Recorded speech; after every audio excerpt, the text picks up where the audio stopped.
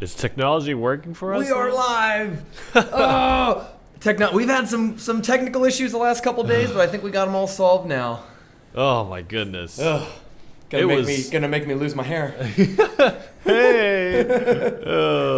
Well, better you than me. Yeah, right. Dang, Rumham. We had a journey to get to this invitational. You know what? Last week was awesome. So I wasn't here last week, and that's not why it was awesome. But for once, I got to sit back and watch the Super Magical Cup as a spectator, not as a caster. When you're casting, sometimes it's hard to really get into the excitement of the games because you're so focused on trying to break it down and explain what's going on to viewers. I was out of town. I got home, flopped on my couch, flipped on Super Magical Cup, and enjoyed 3 hours of some quality Clash Royale, and I got hyped up. The decks were so good last week. The games were crazy last week, and there were so many very characteristic players and so many different personalities moving into the top 8. And then approaching the finals, we had some crazy storylines to follow. I think a lot of people in the chat missed you and really wanted your commentary there. But we did. If you want to see more of Rumham and Rainey breaking down stuff, we are in the studio for most of the week nowadays making YouTube videos. So if you want to check us out on YouTube at Super Magical Cup, you can see a video that we did breaking down the Expo Bowler deck from last week that got 2 players into the top 4. Yeah. That was the wildest deck I've seen. I've been actually playing a version of that myself. I've been trying to take the archetype and play with it a little bit, and I've come up with a deck that I'm calling Furbomo. Furnace, Bowler, Mortar. You start with the Furnace, you play the Bowler, and then you Mortar as the Bowler gets up to the river. I like the Bowler Siege Tower combination. It's a lot of fun. I'm trying to make it work in my personal life. Definitely interested to see the crossbow making a big way into the meta, and especially Siege as an archetype in general. So make sure you follow Rumham's advice and watch that video on YouTube.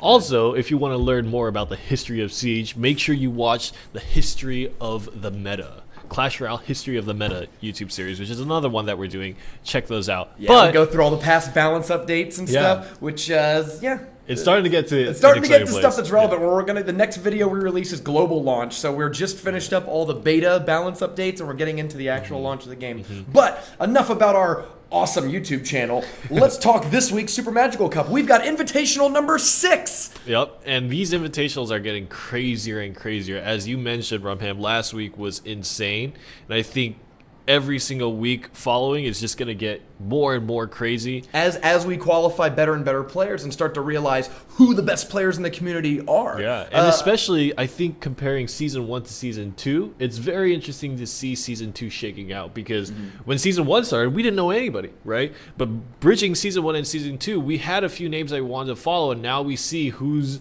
staying at the top and who's kind of dropping down and who arises, and that's starting to formulate itself in a very clear way now. Yeah, we've still had the curse of a season where no one has actually won 2 events in the same season yet. We have Woody, who has won an event in both seasons, Clyde, who's won an event in both seasons, but we haven't had a duplicate winner within the same season, but we're having a lot of repeat names in the top 4 and top 8 from week to week. Yeah. Really interested to see that. Rumham and I talked about certain players that we might think are breakthrough, and we picked our 3 players to watch. Woody, it's worth mentioning, Woody's not here this week. Yeah. The number 1 overall seed in the ladder is, I believe, casting a tournament of his own, and so unfortunately wasn't able to make it this week. The god has forsaken his universe. Right. Well, he's generously freeing up a top 4 spot for somebody else. And now the plebeians are all fighting for the spot. Right? Who's going to take the crown? So who are your 3 players to watch this week? So and for why? Me, give me some whysies. For I like me, why. The number 1 player, and I think it's kind of obviously always an interest to us, for me is Marcus35. He just recently won the last SMC Invitational and won it not necessarily comfortably, but he did end up defeating his opponents, and I think his strategy was sound and very solid. He plays in the meta decks, and that might be very dry to some people, but in my eyes, that just means he understands how to win, which, by the way, was Woody's specialty in Season 1. Playing to win. Yeah. And I think Marcus35 has a lot of good, solid core mechanics behind his play. So for me, he's my number 1 to watch player. If he wins it, he will be the first player to win 2 events in Season 2.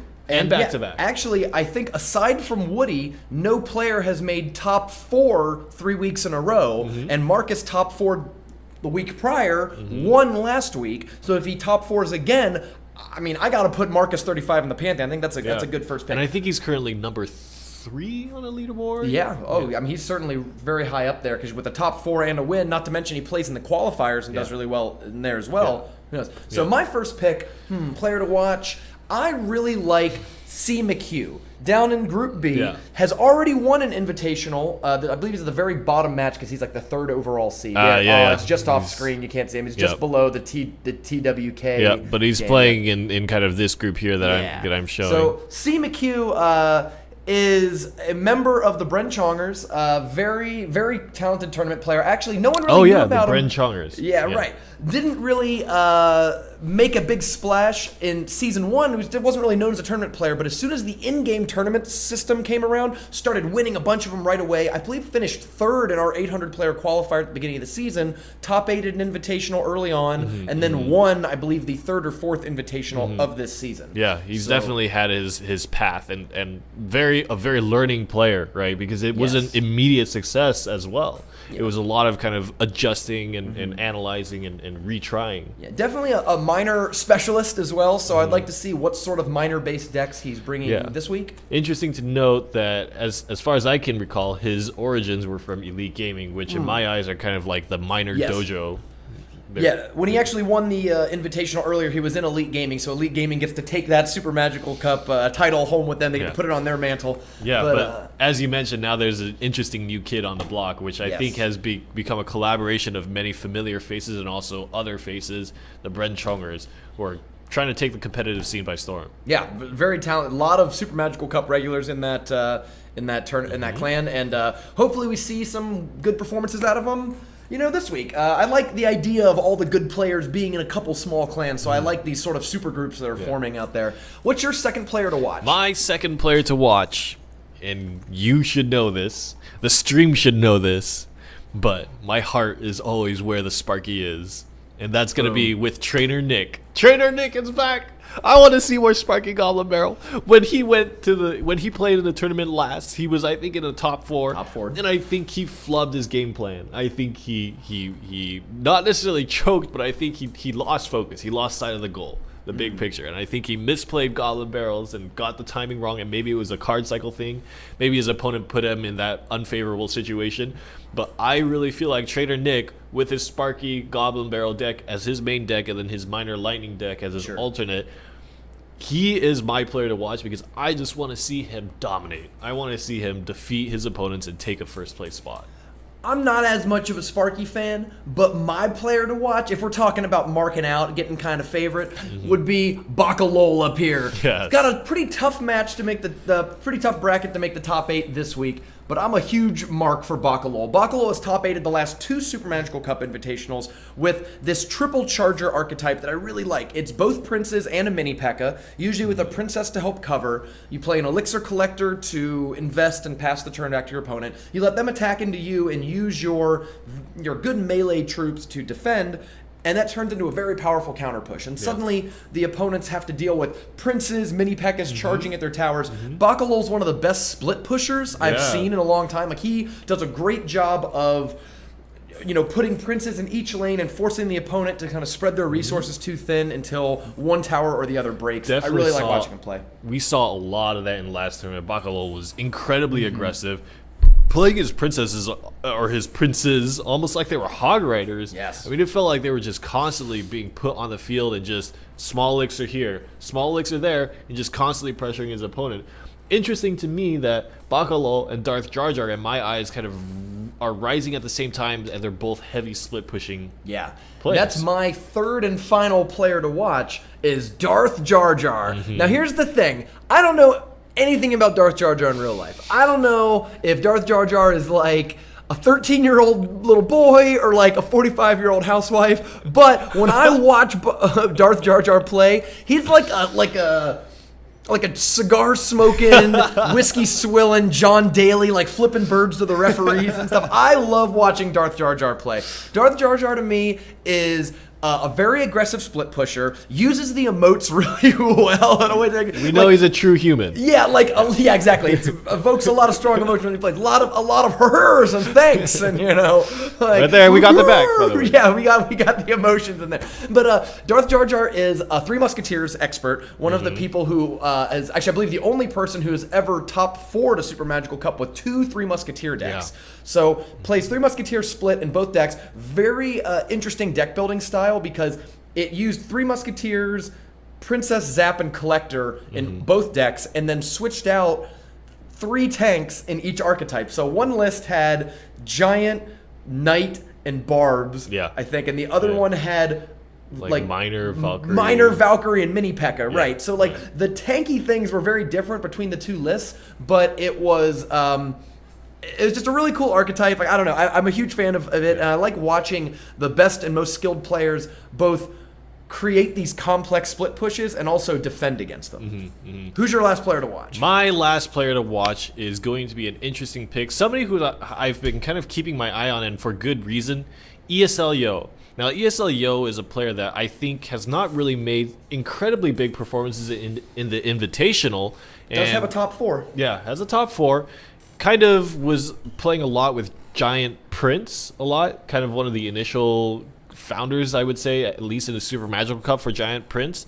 And what makes him so interesting to me is that he has been winning qualifiers consistently, back to back, and won like 2 or 3 this week, I think. Yeah, and in my eyes, the ladder tournaments are much more difficult to kind of consistently get a first place result in the Invitationals, which is not saying very much because the Invitationals, I mean, as we spoke to, is there have been very few repeat winners. Yeah, of course. But the ladder, we see players like Woody make it up to 10, and he's like, that's a pretty good finish. Yeah, of course. Yeah, the difference between, I mean, I think if you're playing in the ladder events, the difference between 1 and 10 is pretty hard to discern. Like, all good players are in the top 10, so to consistently get that first place spot really speaks to not just being committed to the qualifiers, but really knowing every individual matchup, because you can't afford to lose games, really. And I think just in this week, ESL Yo won 3 of the qualifiers' first place finish. Yeah.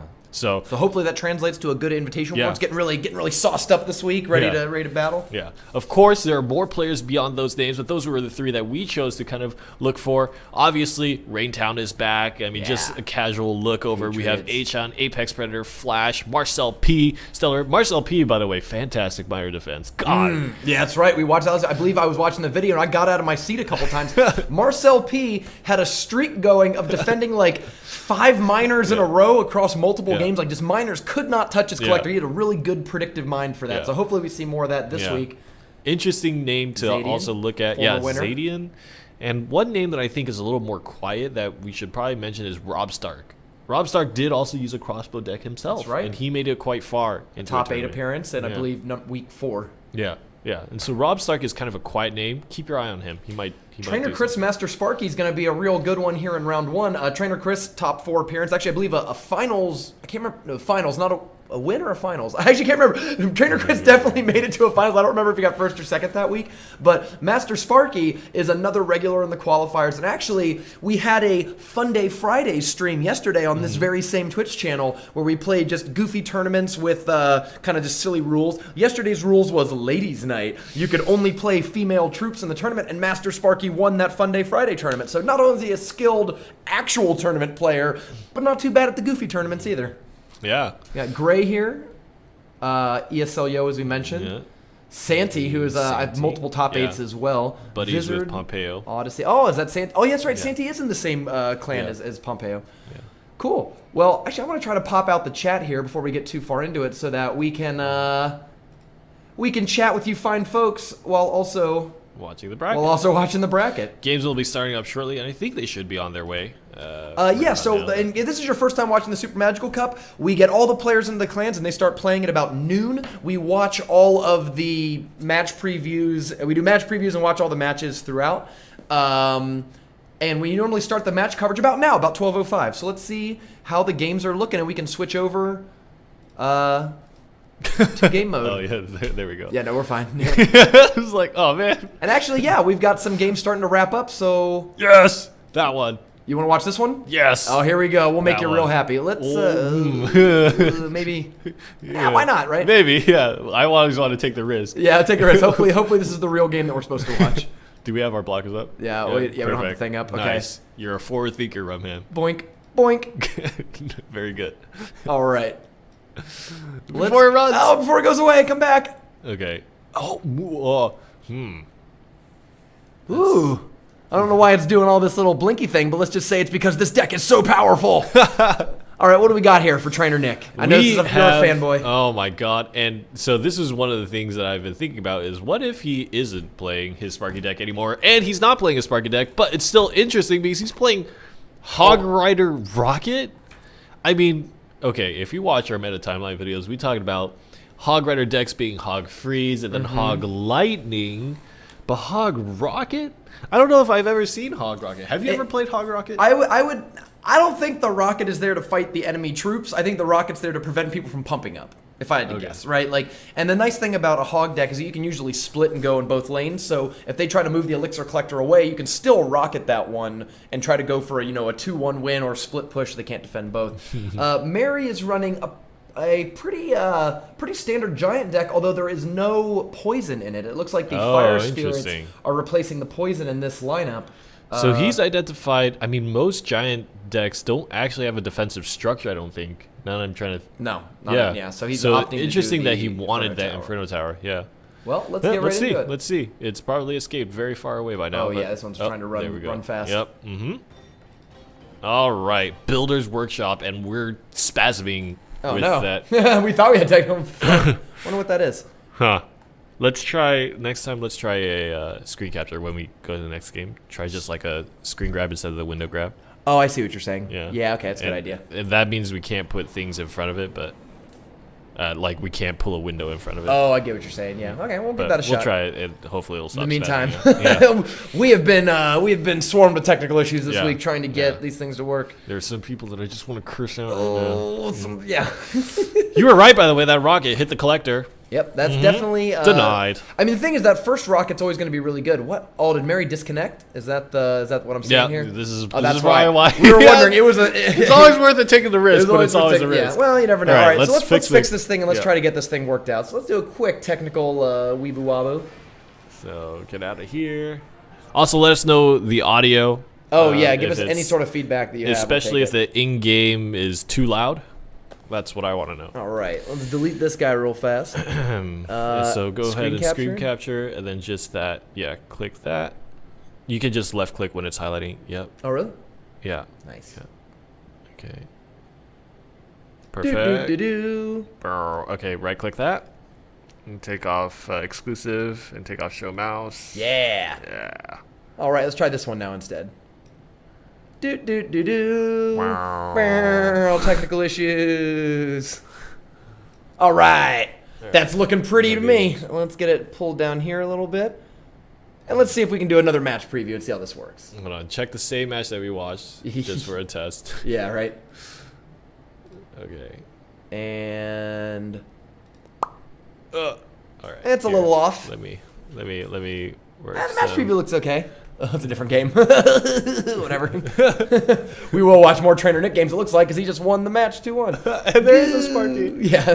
Well, at least you're living the dream. There we go. There we go. All right. Nice. Everything. Kayfabe is alive. Nice. All right. So Trainer Nick wins match 1. We're just going to skip through some of them things. All right.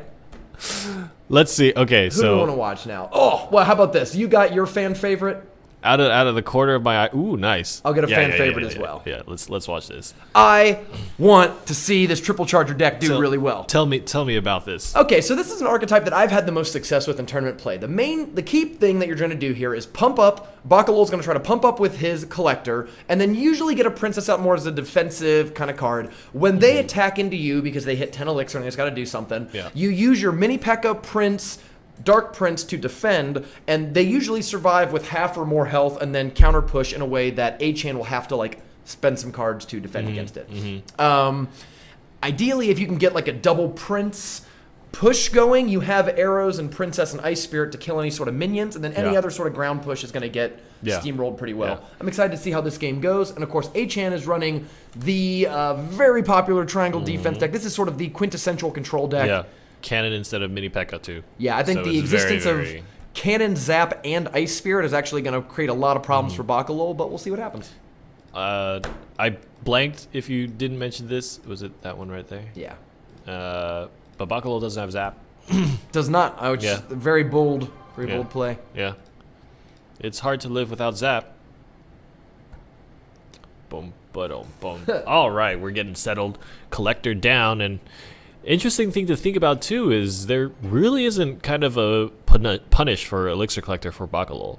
He doesn't run with a miner or a poison. Yeah, that's something that it's definitely a challenge to kind of pull off some of these tricks. This is a different list than what Bakalol ran the last few weeks, so I wonder if some of these changes are to shore up weaknesses that occurred in prior matches. Oh, we never actually put our... we got so caught up in technical issues. All right, you go ahead and do that. I'll talk about the Dark Prince thwacking away at that cannon. Meanwhile, Princess on the left side takes down the Valkyrie, and Bakalol has himself in a pretty good position. The increased range is not enough while the Princess charging to stop the Ice Spirit. So that's something interesting to mention. Meanwhile, that Princess will live forever, and the Prince is going back and forth, gets zapped before he charges a Musketeer, but finally breaking through. Is that Mini P.E.K.K.A. going to do damage? Oh, God! It's going to get 3. It's going to get 3. Pushes it off. Oh, yeah, the Valkyrie soaked the lash. That it does retarget. It was already devastating. I mean, Bakalol had already won. That Valkyrie there is just damage control at that point. I mean, definitely a huge... that push went better for Bakalol certainly than Achan, but Achan's definitely not out of it yet. Has a second collector down. Yeah. The Cannon's a really tough card. It's weird that it comes out early, so you'd think like, oh well, now you could play around it. But the existence of Musketeer and Valkyrie and Zap are going to be kind of hard to crack all through. Yeah. Zap it. No, it doesn't. Oh, he just let it happen. And the Prince doesn't actually get pushed back because his range is so long. Sure. There's actually enough space between him and the tower that he doesn't get shifted. I don't really like those guards against the Valkyrie play. That seemed like a missed assignment. Yeah. Perhaps he wanted to cycle. Oh no! Ice Spirit Mini P.E.K.K.A. is going to do well defending against that Hog Rider. That Musketeer's doing a great job though at killing it. Oh, it does take down the Hog Rider, but that is a free range Musketeer. Now this is like an ideal situation to use Prince against a fragile ranged attacker. The Prince is definitely going to generate a good amount of damage and counter push, but that Valkyrie is just always going to be there to block. Put a stop to it. A 5 for 4, and the Musketeer in the back maintains its elixir because it's at max health. Now it's going to be Dark Prince. I like this push here as well. Nice! There goes the Ice Spirit. Pre-fire arrows. Oh, too bad. The tower was targeted onto the Mini P.E.K.K.A. Right. I don't like that Princess there. It seems bad against the Musketeer. But allows Bakalol to fight the Valkyrie on his side of the map, which might be enough to turn this in his favor. Let's see. Ice Spirit tanks the other Ice Spirit, and so now he can place a Dark Prince, and I think this might work out. It's very close to working out. A low health Prince, Bakalol is great at making that value for him. There goes the cannon. Here comes arrows, and I think the Princes are going to make the Valkyrie pulls it away! The Dark Prince gets a swing, but the big damage, the actual Prince gets hit. Tags onto the Valkyrie. But this has overall been very successful offense for Bakalol, and for a triangle defense deck, that's not good news. Yeah, and we mentioned earlier that there's no poison, fireball, that sort of thing. That's actually hurting Bakalol now because he doesn't have a very clear way just to finish that tower off. Yeah, he needs to constantly play well and make big pushes and push past the defense of Achan. Man, I don't like these Dark Princes on defense against Valkyrie. I'm not sure why it's not something more like Prince and Mini P.E.K.K.A. early. It seems like Achan is finally out kind of cycling Bakalol, I think. It's getting more and more uncomfortable for Bakalol to defend, and he's starting to lose a lot of health on his towers. And once again, these I don't like these Princess by the River plays. I feel like Bakalol sort of is... against a really standard control deck is kind of throwing his elixir away on questionable trades. Oh my god, that actually might be the end. That's it. Poison with a hog swing. Yep. That's wow. Man, Bakalol, Bakalol, I feel like you had that game in the palm of your hand, and I would say, when you're playing against control decks, every elixir matters, right? You can't throw away elixir on individual bad trades, and I feel like there were 2 situations where princesses were played at the river to only maybe shoot once and then die when there was already opposition, right, ready to go. That's 6 elixir that if it had been used more on prince charges and things like that, we would see a win from Bakalol instead. It's really interesting to think about in the double charge or the triple charge. No. in the triple charger deck, I mean, thinking about it, how do you clear very comfortably? You need to make sure your cards line up exactly right every single time, because Prince and Mini P.E.K.K.A. are your only big answers to chopping away a Valkyrie really quick. But you also kind of need one of them for the Hog Rider. And then you have the Musketeer constantly picking away at you in the back, and you don't have spells, right? You have Arrow, which is not an anti-Musketeer spell in any way, shape, or form. Yeah, that's... I mean, I think Musketeer is probably the key there that was giving him trouble.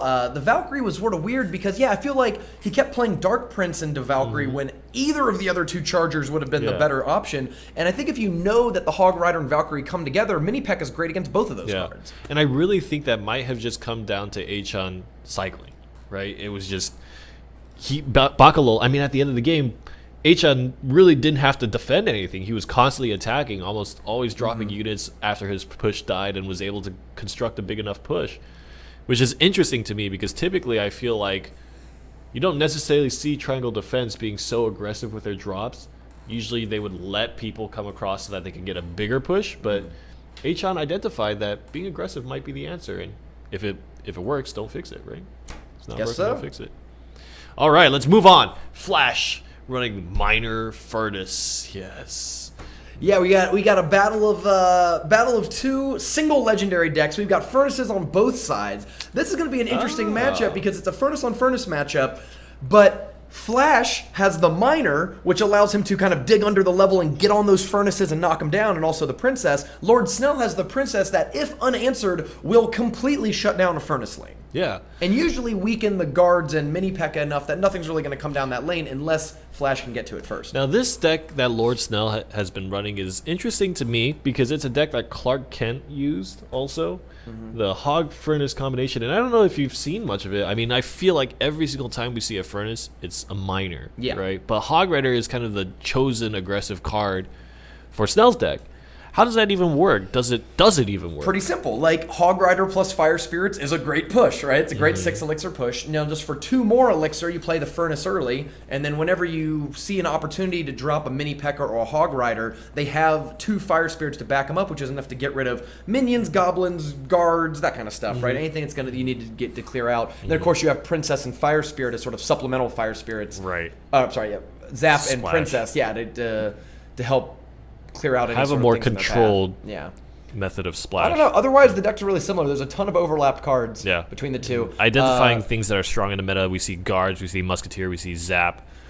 These things are all very, very strong in the meta right now, and for good reason. Based on the decks that players play, some might say these cards are even necessary. But for how long? It's only one balance update away from getting a whole new meta. Let's see. You know what's normally a really good card and may be terrible in this matchup is guards. Guards are usually so good, like arguably one of the best troops in tournament play, yet in a world where there's Furnaces all over the board... 2 Fire Spirits take down the shield of guards, which is really, really important because then your Princess, for example, splashes and defeats the guards. All right, we already see the benefits of having the Minor, putting the fight onto Snell's side. Ooh. Nice. And so Flash takes an early lead by not only doing a little bit of damage to the tower, but establishing, still has half a Furnace. That's incredible amounts of value for his poison. Here comes the first Hog Rider of the game. Without the existence of a Furnace, classic defense. Gets the Zap. Okay. I actually think that still favors Flash because, Lord Snell spent 6 elixir there. Yeah. And only got 1 hog swing. And look at that. Yep, Flash spends just 4 elixir on the defense and gets more damage than the Hog Rider. And his Furnace just took down the minions, no problem. Yep. Gave Flash the opportunity to play his Collector. Here's what we were talking about an unanswered Princess can really cause trouble. Yeah. And so he has to play the Musketeer to deal with it, but at the same time, what cost? Yeah. Then again, his Musketeer is going to crack down on some of that Furnace play. Yeah. Woo. So about even on the Furnaces. I mean, maybe Actually, maybe not even a spawn difference. If the Furnace squeezes... Oh, okay, well. But even then, dragging that Hog Rider to the middle is a big win for Flash. Yeah. It keeps the Hog Rider from really ever realistically hurting it. Oh, are these minions going to go down? No, it looks like the mini... Oh, no! 1 swing! 2 swings! And 3, and it's done! It's gone. Oh, yeah, I'll give him the cry emote. I wish I had the cry face on the other side. Just imagine this crying. This is how it works in the game, right? Yeah, that's That hurts. You know, we always talk about Mini P.E.K.K.A. more as a defensive card and say that's usually kind of fragile because how often does it ever get to the tower? Yeah. It usually doesn't, but when it does, oh my god. Yeah, it pays for itself very quickly. I mean, Yeah. almost one swing already pays for itself. I would say one swing is worth 4 elixir. Yeah. If I could spend 4 elixir and deal a Mini P.E.K.K.A. swing to a tower, that would probably be one of the most played cards Yeah. in the game, right? Yeah. Yeah. Mini P.E.K.K.A. takes 2 swings, takes down the Hog Rider. Now guards plus minions above. Minions are great against guards because they attack so frequently. But 1, 2 pops, a single wave, and I'm pretty sure a furnace makes, I think, 6 waves, 5 waves. I think it makes 5 waves of those things. So 1/5 of a furnace wipes out your 3 elixir minions. That's a pretty efficient trade. Yeah. So this is kind of what Lord Snell is experiencing right now. Is kind of my observation of Hog Furnace decks. Is that in theory they're pretty good, but Hog Riders just in the current meta cannot survive against the plethora of Mini P.E.K.K.A. and especially against a furnace. The thing about Hog Rider into furnace is, sure, you can take down the furnace, but if you're relying on Hog Rider as your sole damage dealer, your Hog Rider trades with it. Right? And I feel like you're really vulnerable to a lot of stuff. I mean, Barbs, Mini P.E.K.K.A., and Cannon can all pretty much guarantee you never get more than 1 Hog swing, even with 2 Fire Spirits backing it up. So yeah, I'm not a huge fan of the Hog Might or the Hog Furnace variants, and we haven't seen a lot of success with it in these bracketed tournaments. We got here. That's Oh, I know you're a fan of that card. Yeah. Let's see who else we got. Let's Here's another one of those players to watch. Oh, cool. These are kind of different looking decks. Let's take a look. a Winizer. So a Winizer is a familiar name. I know because of Tell the me more. confusion of how to say the name, but unfortunately that's all I know. All right, sounds good. You know, a card we don't see a lot of that's actually going to be pretty powerful. It's actually going to be kind of key here is a Windsor's Barbs. Barbs are going to be very successful against Giant and Mini P.E.K.K.A. and the Musketeer. The one thing that's going to be kind of interesting is whether or not Blue's Prince can help clear out the Barbs. So in tournament play, you may not know this because most people don't have their Prince, caught up to tournaments or their other commons.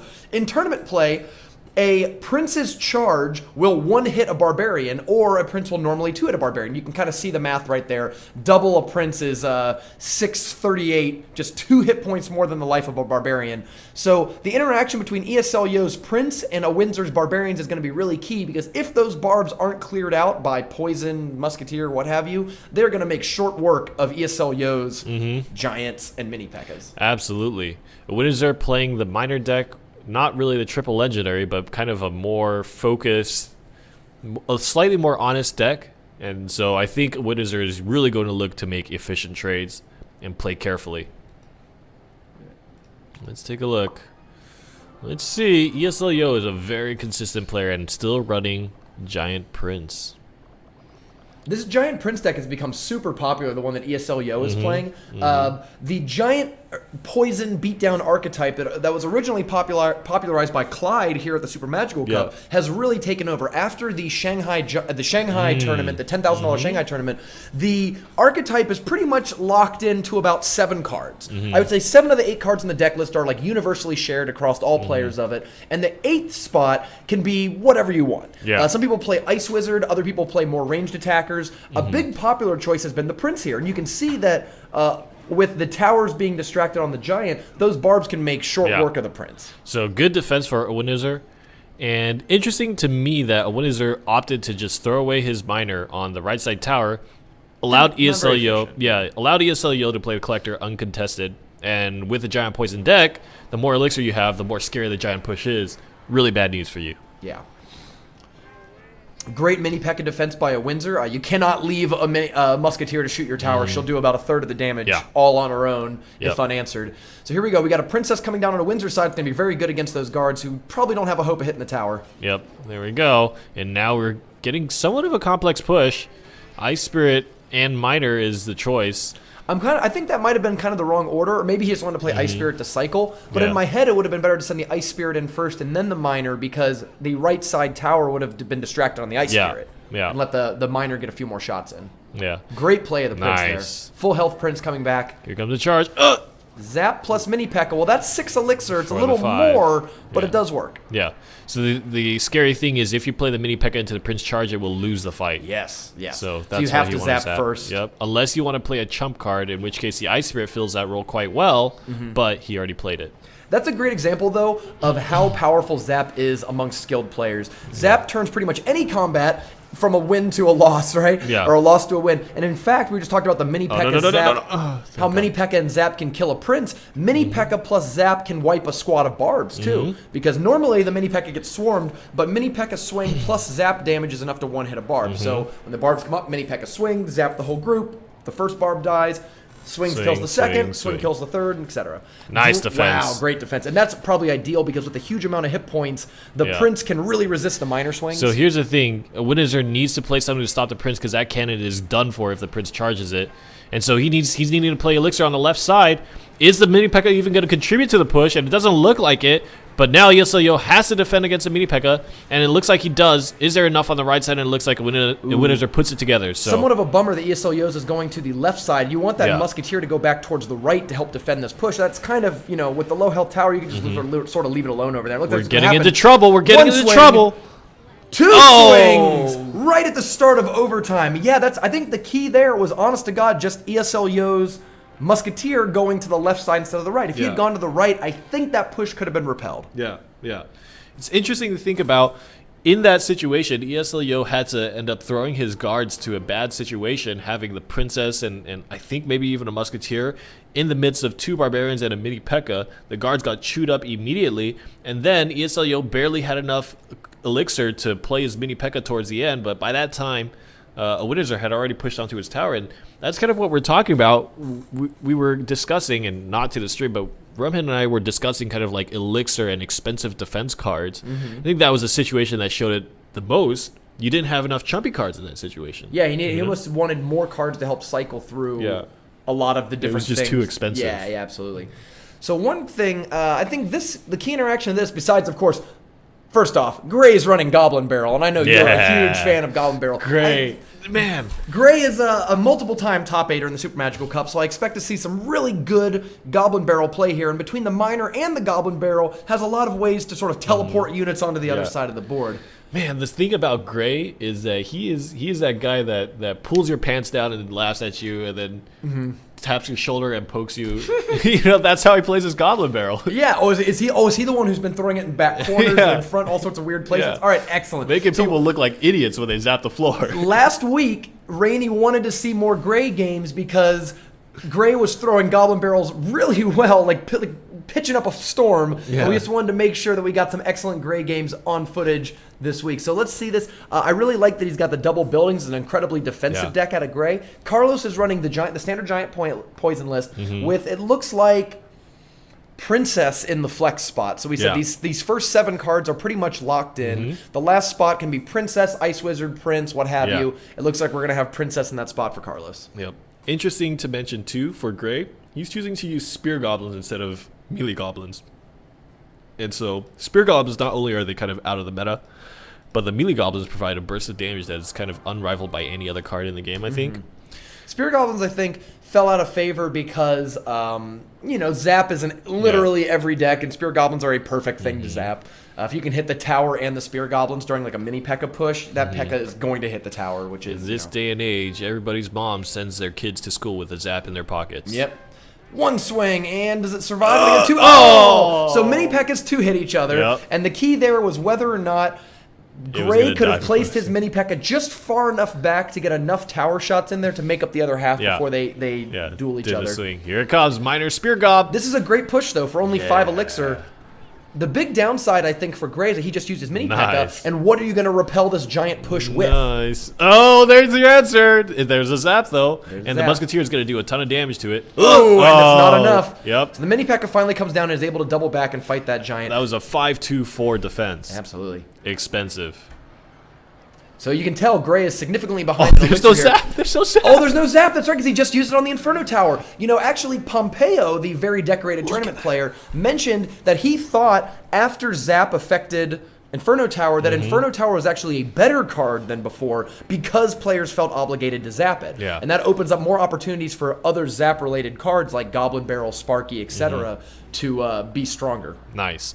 didn't have the opportunity to zap the Inferno Tower, so the Inferno Tower cleared out the Giant. Carlos has a big opportunity to attack here. Didn't know that Gray only had 1 or 2 elixir after playing that collector. And instead, if Carlos would have gone in with a hard attack, I think it would have been very successful. But instead, opts to collect. And now the elixir is about to, even up between them when there was a huge gap between them for a period of time.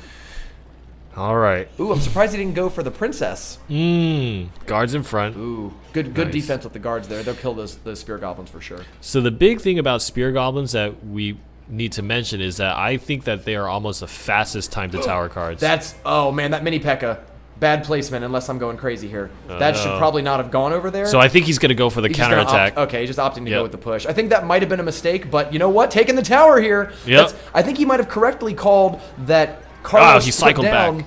Oh, very nice. That Carlos put down about 8 elixir all at once. The big problem is what are you going to do about that double princess? Yeah, double princess plus the mini P.E.K.K.A. coming from the back. Oh, God! Oh, no! That tower. Is that miner going to be enough? Because there's a whole lot there, right? It looks like they trade. So I wonder if Gray has had focus enough to realize that Zap is down for the 2nd time now. Oh, he does. And he here does. comes another one. This is the big boy. This is the one that does a ton of damage. Those fire spirits to go clear the guards Oh my out. God! Look at and the mini P.E.K.K.A. Oh, the spear goblin takes it down with 15 seconds to go. Gray is the best. Gray is the best, man. I'm getting converted. I'm not gonna lie. I'm the a best. believer now. That's a lot of fun. And he uses the elixir collector to Yep. buy that 8 seconds of time Yep. just to resist any sort of trickiness. How long has it been since you've seen that damage, though? That damage! Oh my Woo, God! buddy. In this day and age of miners and poisons and Giving me the slow-moving vapors. giants. Yeah, I really like that Gray. You mentioned had the wherewithal to constantly know where the opponent's zap was. As soon as that zap came out, it was like Goblin Barrel, and never Goblin Barreling before that. Yeah. Oh, great.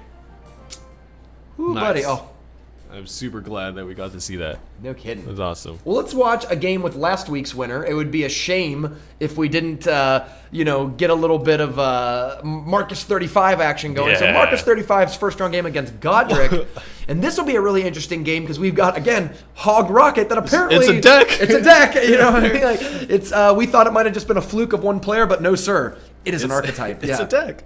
So, I feel like the players must discuss with each other. Like, absolutely. What can we do to make Rumham and Rainy look stupid? That's right. They plan. They've got, and they're doing a great job. So They're gonna make us do a write up on it, pretending like it's something. Just like this is the new deck, guys. Hog Rocket. But Godric is running the triple legendary deck, similar to Pompeo's version. Actually, the only difference I'm seeing between Pompeo's and Godric's is he's running Ice Spirit instead of Fire Spirit. But pretty similar effect, right? Both very cheap, good defensive cycle cards. Big key throw out to me is that Marcus doesn't have a lot of things you'd want to miner besides the princess. Yeah. So let's go ahead and make that the key interaction.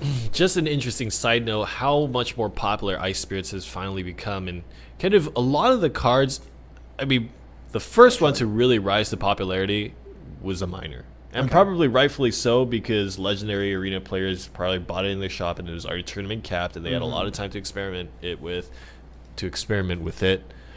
And then guards kind of, I think, followed, and I almost feel like that's because of the necessity of the meta. Okay. Ice Spirits to me are kind of the last and the slowest card to really come to fruition.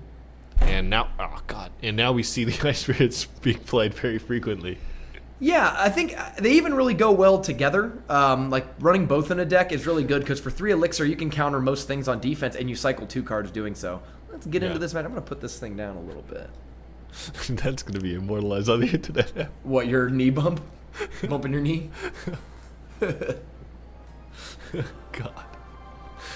Oh man, my propensity to hurt myself is incredible. You just gotta start doing the ET like ow, ow. That's I'm a movie. Something out. Okay, it does. Okay, I Yep, just wanted to make yeah, sure that yeah, it does yeah. work like that. Yep.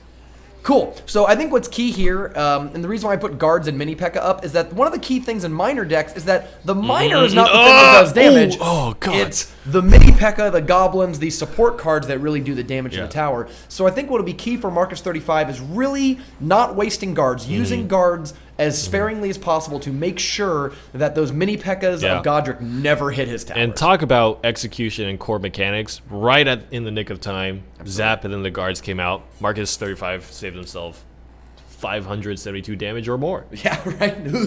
Yeah. And when towers in Tournament Cap have 2,500 health, each mini P.E.K.K.A. swing is over 20% of your tower's health. I mean, like a mini P.E.K.K.A. cannot swing on your tower once, much less 3-4 times, or you're going to lose that game. Yep. Here comes version number 2. Little Ice Spirit. You going to zap it? He's thinking about it. Oh, no, he uses an Ice Spirit of his very own. Nice. Good defense. And that's a great way to keep that mini P.E.K.K.A. at full health. It looks like defended it from the Princess as well. Yeah. He's ready to zap them. Go. He's good. Oh, little late run, there. Mini P.E.K.K.A. run. Oh, swing once. It does get one swing. Okay, fine. That was a pretty useful mini P.E.K.K.A. overall. Fine. I would say fine. Good. Oh. Okay, is it early enough, though? Rarely is it ever.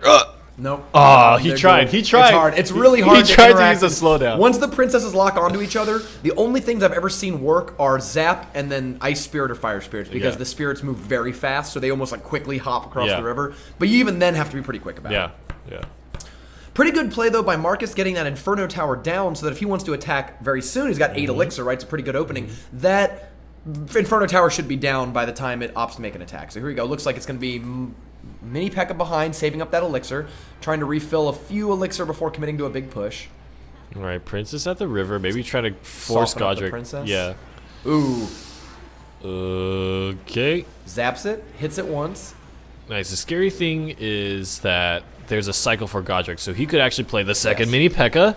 And now Marcus 35 needs to make sure his guards survive. Okay. They're both in that boat, though, because they cast mini P.E.K.K.A. at the same time, so they're both up now. The big key seems to be this Princess. I mean, Marcus has to use his minor or his princesses, his princess to clear out the enemy princesses. Legendary galore. This is a very rich. This is too rich for my blood. This is looking tougher and tougher for Marcus 35. I almost don't know how to get out of this situation, but it seems like Marcus 35 has stabilized. Godric is not continuing to press the offense. There's the Ice Spirit. Yes, Ice Spirit plus a single princess shot will kill a princess. Here comes the mini P.E.K.K.A. marching through.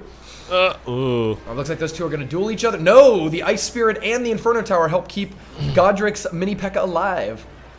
Wow, those princess duels. Oh, no. Yeah, I think a lot of this game is now coming down to who can chip away damage on the other's tower, and Miner does a good job at doing that. And you're right. It's slowly but surely looking worse and worse for Marcus 35 because Godric is grinding that tower down, and with 2 minutes and 45 seconds of double Elixir overtime, there's a lot of opportunity to continue that trend. Yeah. Opted to spend the zap on the Inferno Tower, and he is going to take it down. Now it's a question of cycling. Are you going to be able to cycle? Look at this is a country club looking field. Look at that, nothing but legendaries on field. 6 troops on the field, all legendaries. Oh my goodness, there's just Ice Wizard princesses and the Miner. The Ice Spirit slows everything down. Go away, and we got a hog rider. There's no elixir. 5 elixir is too much. Out. Oh, look here comes the mini P.E.K.K.A., but it's gonna get caught up on those guards, and it looks like the princess and the Ice Spirit tied that up as well to allow the princess to keep firing. What a big opening! Now it is Godric who is drowning in princess trouble. And meanwhile, that right side princess did about 1,000 damage on its own. And just like that, we watched over 3 minutes of gameplay that only led to about 1,000 damage on one tower, and in the last 30 seconds, we just saw 2 towers take more damage than I just remembered in Marcus's pocket this whole time. It's been the rocket. There's the rocket. And he has no idea. Godric has no clue because no rocket has come out. There hasn't been an elixir collector. He's 2 rockets away, I believe. I'm surprised that Marcus hasn't just committed to the rocket plan. Oh, just one swing on the hog. Just one. Just one. Will one. one do it? No, he's going to need 2. Rockets in tournament play to about 470. 400? Yeah, 475. It's like a little under 500. All right. It's pretty close. And I believe, actually, Marcus's princess is going to win that duel. Oh, he spends his zap. Okay. Spends his Well, zap. with the zap down, what a great time to send in the hogs. Yeah. Now the Inferno Tower back on cycle, but the zap is going to kill the goblins and reset the tower. And big call out to Godric. He was able to cycle so quickly with his deck that he got back to his zap. He just played the second zap. Here we go. Princess. Maybe a hog rider now, but the Inferno Tower is up, so Marcus 35 to the needs rocket to plan at this point. I mean, he could have rocketed twice by now. You know what I mean? But here it comes. Play the Inferno Tower. The Ice Wizard got 1 swing on the tower, and the zap is starting to push it lower. This is starting to look more and more scary in terms of how much damage the rocket will do. If Marcus 35 plays a good defense, 2 rockets for sure will take that tower down. Sure. I think he's been lucky. I think if Godric at this point were to ever play something like a princess behind the king tower, I think he's zap rocketable now. I think. But if you were to play like a princess or an ice wizard behind the king tower, that'd be a great opportunity to rocket the troop and the tower for the near win. 28 seconds, Marcus. What are you doing? I want to see if there's some strong emotions. He's actually just zapping it. How much? You better know how much damage that rocket does. He does. Wait, defend first. Hold on. Wonk. Hold on. The goblins do a lot of damage very quickly. Nice guards. Okay, he's 12 playing seconds patiently. left. Where's that rocket? It's time. He's gotta go. He's got it queued You up. gotta throw it. Shoot it. Oh, 600 damage. Look at how much damage is being done to Marcus's tower. Tap it out. He zaps it for the win with 340 health left on his own tower. Godric had no idea. We saw that coming from a mile away, but we just couldn't. We were like, when is he going to cast this rocket? I think he might have been better off double rocketing, honest to God, I swear. Just rocketing and defending and then rocketing again. Well, at least he made it exciting for us. Oh, man, yeah, we earned our... Oh. Ooh, and here's an archetype that I want to see on both sides. This looks real good. Let's see, make sure we get the match preview up. I don't want to ruin this one because these are some good, cool cards. All right, 2 archetypes that we don't see a whole lot of. Break it down for me, Rainey. We got the bowler. The giant bowler actually is a deck that a lot of people have been experimenting, trying to make work. And I think maybe they're comfortable enough to throw it in the tournament. At least Santi seems that way. So it'll be interesting. I mean, giant bowler. Bowler as a card, this is my initial summary of how I feel bowler operates in tournaments. Yeah. Incredibly way too slow for anything other than siege.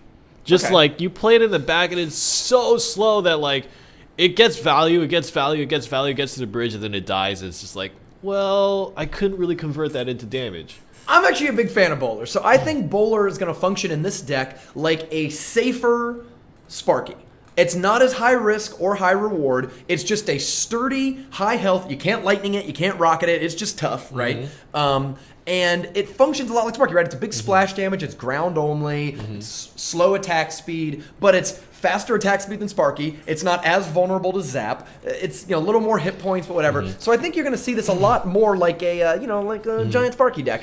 Now G-Sam on the other hand is running one of my favorite combos introduced to the Super Magical Cup by Clyde, the Prince of Poison, is the Lava Hound Miner. Now, the key with these 2 legendaries to look for is when the Lava Hound blows up, there is a split second where these lava pups do not exist yet. And during that time, the tower will lock onto the nearest other thing. If there's nothing around, then it just locks onto the pups and everything's whatever, fine. G-Sam is going to try to send the miner at the tower just before the Lava Hound blows up. So when the Lava Hound blows up, the tower locks onto the miner and those pups just gobble up the tower. If he pulls that off, I think G-Sam wins the game. If he doesn't, I think Santi's big, consistent, overwhelming pushes is going to take him down. Yeah, I absolutely agree. So just something to add on about the bowler, I guess to put it in another way, if we think about time to tower as like a very valuable and balancing factor in the game, for example, the Royal Giant range change, right? Changes the time to tower, changes the dynamic of the card incredibly. Right? The same reason we talked about goblins and spear goblins, they move so fast, and the spear goblins have the range, their time to tower is incredible. Same with musketeer. I think the thing that makes bowler weak is that its time to tower is so extremely long that its other statistics don't justify it. And I can see that, but on the other hand, I actually think he's such a great way to invest elixir because he's so slow. It's a lot of elixir. A 6 elixir cost is good when you're trying to invest into the future, and the slow movement and the stopping when he attacks, right, allows you to build that elixir back up all the way to 10 to drop something like a giant in front. Absolutely. So the question is, what is your anti-air for Santi? Uh-oh. That's looking pretty ugly right now for Santi. Come on, Musketeer, don't hit the Lava Hound. Yeah, don't lock onto the Lava Hound. It'd be the worst thing ever. Leaves one. But there's 3 more. And there's still the miner. No, he didn't. He already played the miner. I don't think we appropriately noted that G-Sam is running minions and minion horde, which can be deadly for decks that Look aren't at running arrows. that damage. Wow. Look Didn't at even that. need the miner combo. Yeah. First Lava Hound, and that's a home run. That's a good sign for G-Sam, too. Like, if you try your big combo tanky push thing and it does really well the first time, you gain a lot of information about how to make it even better next time. So now G-Sam is aware that there's a Musketeer, for example. And he's got his Fireball ready and the Zap to take Musketeer out of the game. It's so interesting, too, because the bowler is so slow and kind of expensive, you can almost justify a trade for the bowler with the Lava Hound. And if you were to pick one, which one would you prefer? Looks like Santi's going to go for the 3 crown kind of deal, just like a giant super push on the other side, just letting that happen, opting to trade towers. He's going for the all-in, but this is what we're talking Zap about. Should clear out that other stuff. Oh, it clears out the Musketeer at least. And that's definitely a tower for the bowler. The slower your push is, the worse it is at trading the 3 crown unless you can spawn your units right next. But you can't ignore this forever. Oh, wow. I think Santi realized kind of early that without cards like arrows and zap, he was probably never going to be able to stop this and tried to go for a 3-crown. But to your point, the bowler being so slow and the giant being so slow that the minion-based air attack of GSAM was just more effective. It's very, very difficult.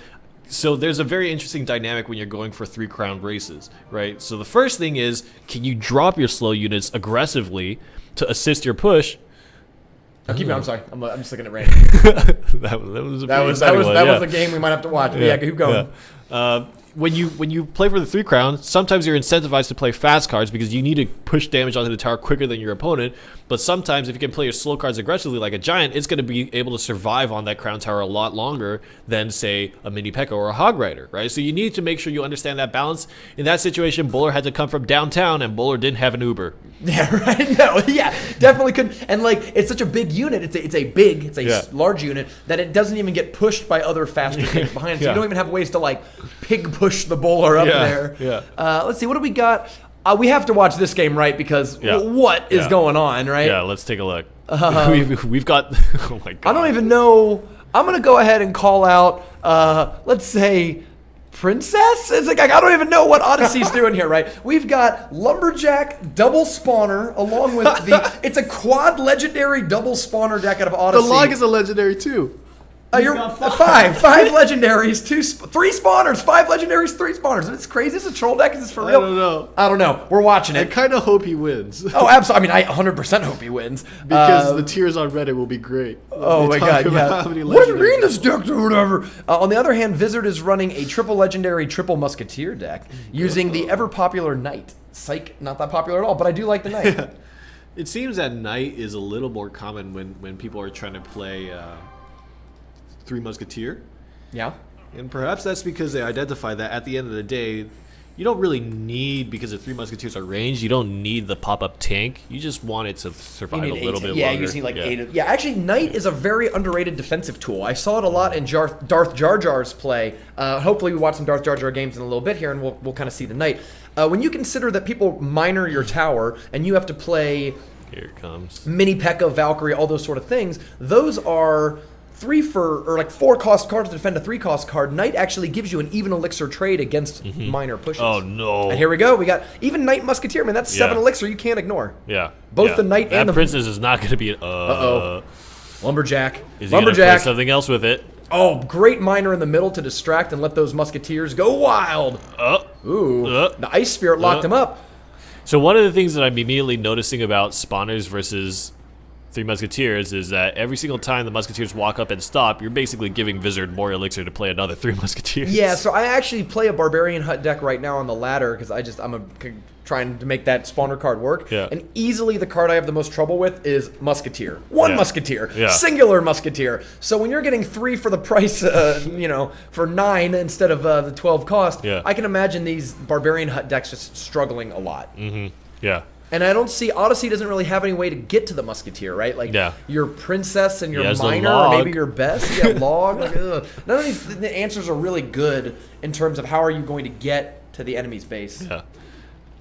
All right, that looks terrible. Oh, no. Oh, actually. Oh, it's the Tombstone, though. Surprise! Nope. Well, I mean, getting the Goblin Hut down is not good for Odyssey, but great play by Vizard. Vizard, who has top 8'd before, is trying to cut a new path back into the top 8. Yeah. Princess moving across, gonna get slashed down by the Knight. That's another good example, right? Like sometimes you get in a situation you're like, oh, I gotta play mini P.E.K.K.A. or I gotta play my Prince against the Princess in order to kill her. Knight is cheap. Here comes the Rage combo. The Rage combo. There it is. That's the Rage Princess. Look at it go. Oh my god. Oh. Wow, I don't really think you needed to zap right there. I think you could have saved that for something else. Yeah. All right. Is Minor coming down? Knight in the middle. He didn't ended up pulling both. Yeah. He just on both ends just.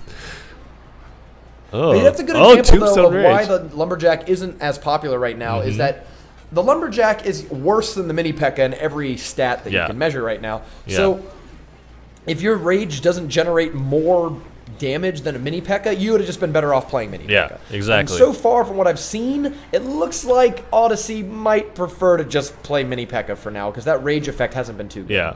Yeah. Lumberjack is almost a card that has conflicting goals, right? You want to play it kind of like a mini P.E.K.K.A on defense, dropping it, using its higher health and pretty decent damage to chop down a unit. Yeah. But you also kind of want to play it in the back of your King Tower so that you have Elixir to combo its Rage with. Right. And so if you're playing it at the front, you don't have enough time to play units in the back to really make sure you get a good benefit out of that Rage. Ooh, here's another cool deck I'd like to see. And actually, we mentioned Darth Jar Jar. Darth Jar Jar is also running Giant Bowler, giving us a great opportunity to put Bowler back on the field. Darth Jar Jar has been participating in more and more tournaments, making a name for himself. One of the best members of Reddit Alpha, which is one of the best tournament clans in the game. Yeah. So he's certainly moving up in notoriety. I'd love to see a third top 4 appearance from Darth Jar Jar this week. Let's see, Bow to Me. You know what? A card we haven't seen a lot of, a win condition that has sort of fallen out of favor with the popularity of Musketeer. Balloon. Balloon is one of those cards where if the answers to Balloon are minion, archers, spear goblins, things that spells can remove, then Balloon is very powerful. The problem is that Musketeer, which is very spell resistant, right? Doesn't die to fireball, doesn't die to poison. When that's in the metagame and it's very popular right now, Balloon really struggles to find an opening. However, Darth Jar Jar, not running 3 Musketeers. Yes. Or Not running 3 Musketeers. And much like that Lava Hound game that we saw, you only got your Princess and your Zap.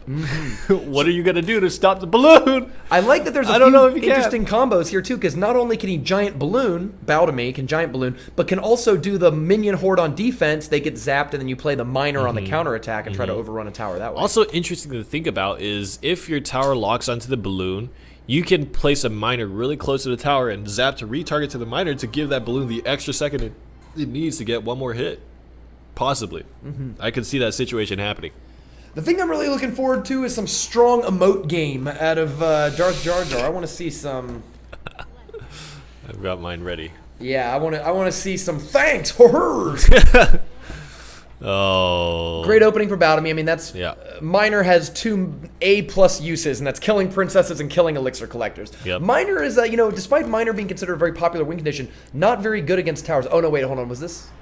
Nope. Oh, there we go. No. He's just making decisions right Just now. thinking slow. All right. I was worried about there might And have this been a is you disconnect. don't. He doesn't have his princess. He literally doesn't. He just has Zap. That's all he Yeah, has. it's true. Look at that. It's all ground-based things. The best thing that he could have Zap done it, right there. zap it. He does. Oh, but it doesn't. Zap still gets the shot off. Zap does not work on Balloon like it does on Sparky. It does not reset the animation. Oh no, and the Zap is gone, which means that those minion hordes can go crazy. God. And so this is kind of more akin to what What's His Face was doing against the Thingy Dingy. Oh yeah, definitely. What's his face against the Thingy Dingy? Go on, tell me more. The other giant bowler deck that we saw against the Lava Hound. Bow to Me. No, not Bow to Me. Yeah. Who was it? Big difference here. If Bow to Me had put Miner on the princess instead of the tower, I think this would have been a much more effective push, and that tower probably could have gone down. Yeah. Which is important because it's already clear that Darth Jar Jar is trying to race. Right. Especially because, I think already Darth Jar Jar has revealed his hand and been like, I can't stop Balloon. Yeah. So if you want to Balloon me, you're going to do it. Now, the key is, does Bow to Me pick up on this? Is Bow to Me going to Giant Balloon right now? So actually, the interesting thing right now is Darth Jar Jar has the advantage in drop zone. And this is what I'm talking about. If you can drop your big bodies aggressively, all of a sudden it becomes much more worth it to play slow-moving units because they're much harder to get rid of. Yeah, and great play by Darth Jar Jar there. Having the Miner displace the princess and forcing it to retarget, that saves your tower the precious 140 damage shot. Okay, so Bow to Me has the early lead. He's played his giant first. He might be going for that gamble first. Uh-oh, and there's already a mini P.E.K.K.A in the advanced deploy zone. That's the aggressive, Ooh, I actually like the minion horde here to protect, but that princess is going to make short work out of all this. Oh, no. Ooh, great use of Princess and Zap to defend against this balloon, but I don't think it's enough. I think the bomb is going to take that down, but now you have to counter, you have to defend. Darth Jar Jar has to, he doesn't actually have enough time to start a push, so he has to defend right now. This has to be a 3-crowner right here, because look at this. Like, you have double giant coming down. You can't take that full health tower, and you have 27 seconds left. Both of your towers can die to a poison and a zap, right? So he has to make some sort of win here in the next 20 seconds or so. That bowler still coming back, and that mini P.E.K.K.A is going to do. Oh my god! This is what we're talking about. Aggressive drops with the big bodies. I actually think that he should have. Oh no! He needs to survive 10 seconds. 9 seconds. There's not a lot of body blocking cards in his deck. Jar Jar takes it with the last few. I was saying, right? You had both the poison and the zap. then you can knock them both down. With 3 seconds left, Darth Jar Jar pulls out the amazing, I think that was game 3 victory, and advances to the next round of the tournament. Whoa! Darth, I'm telling you, he's beer swigging, cigar puffing, no nonsense, take no prisoners, Darth Jar Jar. One of my favorites. Ooh. And now for something a little more sophisticated. Brutish. Zadian, a prior winner of a Super Magical Cup against Trainer Nick, not only a top 4 here at the Super Magical Cup, but a very prolific tournament player across the competitive Clash Royale tournament scene. And they're playing, maybe some less silly decks. This is something more in meta. So let's take a look at what we got here. We got another the Hog Rocket again from Trainer Nick, so that's definitely a thing. Mm-hmm. Yes, that's a thing. Zadian is playing a pretty, minor hog. It's weird. This deck itself doesn't look like it's a very common meta deck, but every single card in it is very popular. Yeah. Interesting. People are really, I think, trying hard to incorporate Hog Rider back into their decks. It's disappeared for quite a while, only existing in Triangle Defense, but overall, it's kind of not really like the Hog Cycle as we know it has been destroyed. And people have been trying weird things like Minor Hog, Furnace Hog, and now Hog Rocket. Yeah. And it's interesting because I think it's because Cannon sort of fell out of the meta. People started playing less and less Cannon, and when people quit playing Cannon, even if they defend your Hog Rider with Ice Wizard or Fire Spirits or Mini P.E.K.K.A., the Hog will normally get like 1 to 3 swings on the tower. And if you can reliably spend 4 Elixir for 500 damage, that's good, right? You can make a win condition out of that. So I think that's why people are trying to bring Hog back. But I don't know. Like, we'll see. We haven't seen a lot of success so far today out of these Hog decks. We're just seeing a lot of good attempts at it. However, they're both Hog decks, so a Hog deck has to win today. When we talk about like value for your cost, right? When a Mini P.E.K.K.A. gets a single swing, I mean, both the Mini P.E.K.K.A. and a Hog rarely make it to the tower. If the Hog gets 1 swing, that's still kind of like, I don't know about that. When the Mini P.E.K.K.A. gets 1 swing, you're like, sure. Oh yeah, I mean, it's usually not good that the Hog Rider only gets 1 swing. I think 2 is sort of the line, but I agree that Hog Rider's not nearly as binary of a card, right? It's not so like win or lose. Oh, see that? The zap gets at one end, so that whole push spent about the same amount of Elixir. Yeah. Trainer Nick, however, has a free-range Princess right now, a Princess that it does not seem like it's going to get answered anytime soon. There's a cannon, but the Hog Rider shoots through. Oh, it's running! That's going to be a 3-swinger. 3-swinger. 2. 3, you're I'm right. so good at this. You're getting good. I'm really good at the this. Hog Whisperer. Yeah, the Hog Whisperer. I hear them speaking to me. When I go to sleep, I hear Hog Rider. Trying to keep up with what's going on in chat.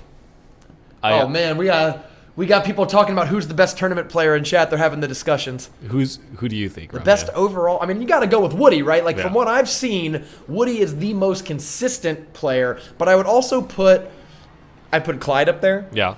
I'd put C. McHugh up there. Yeah.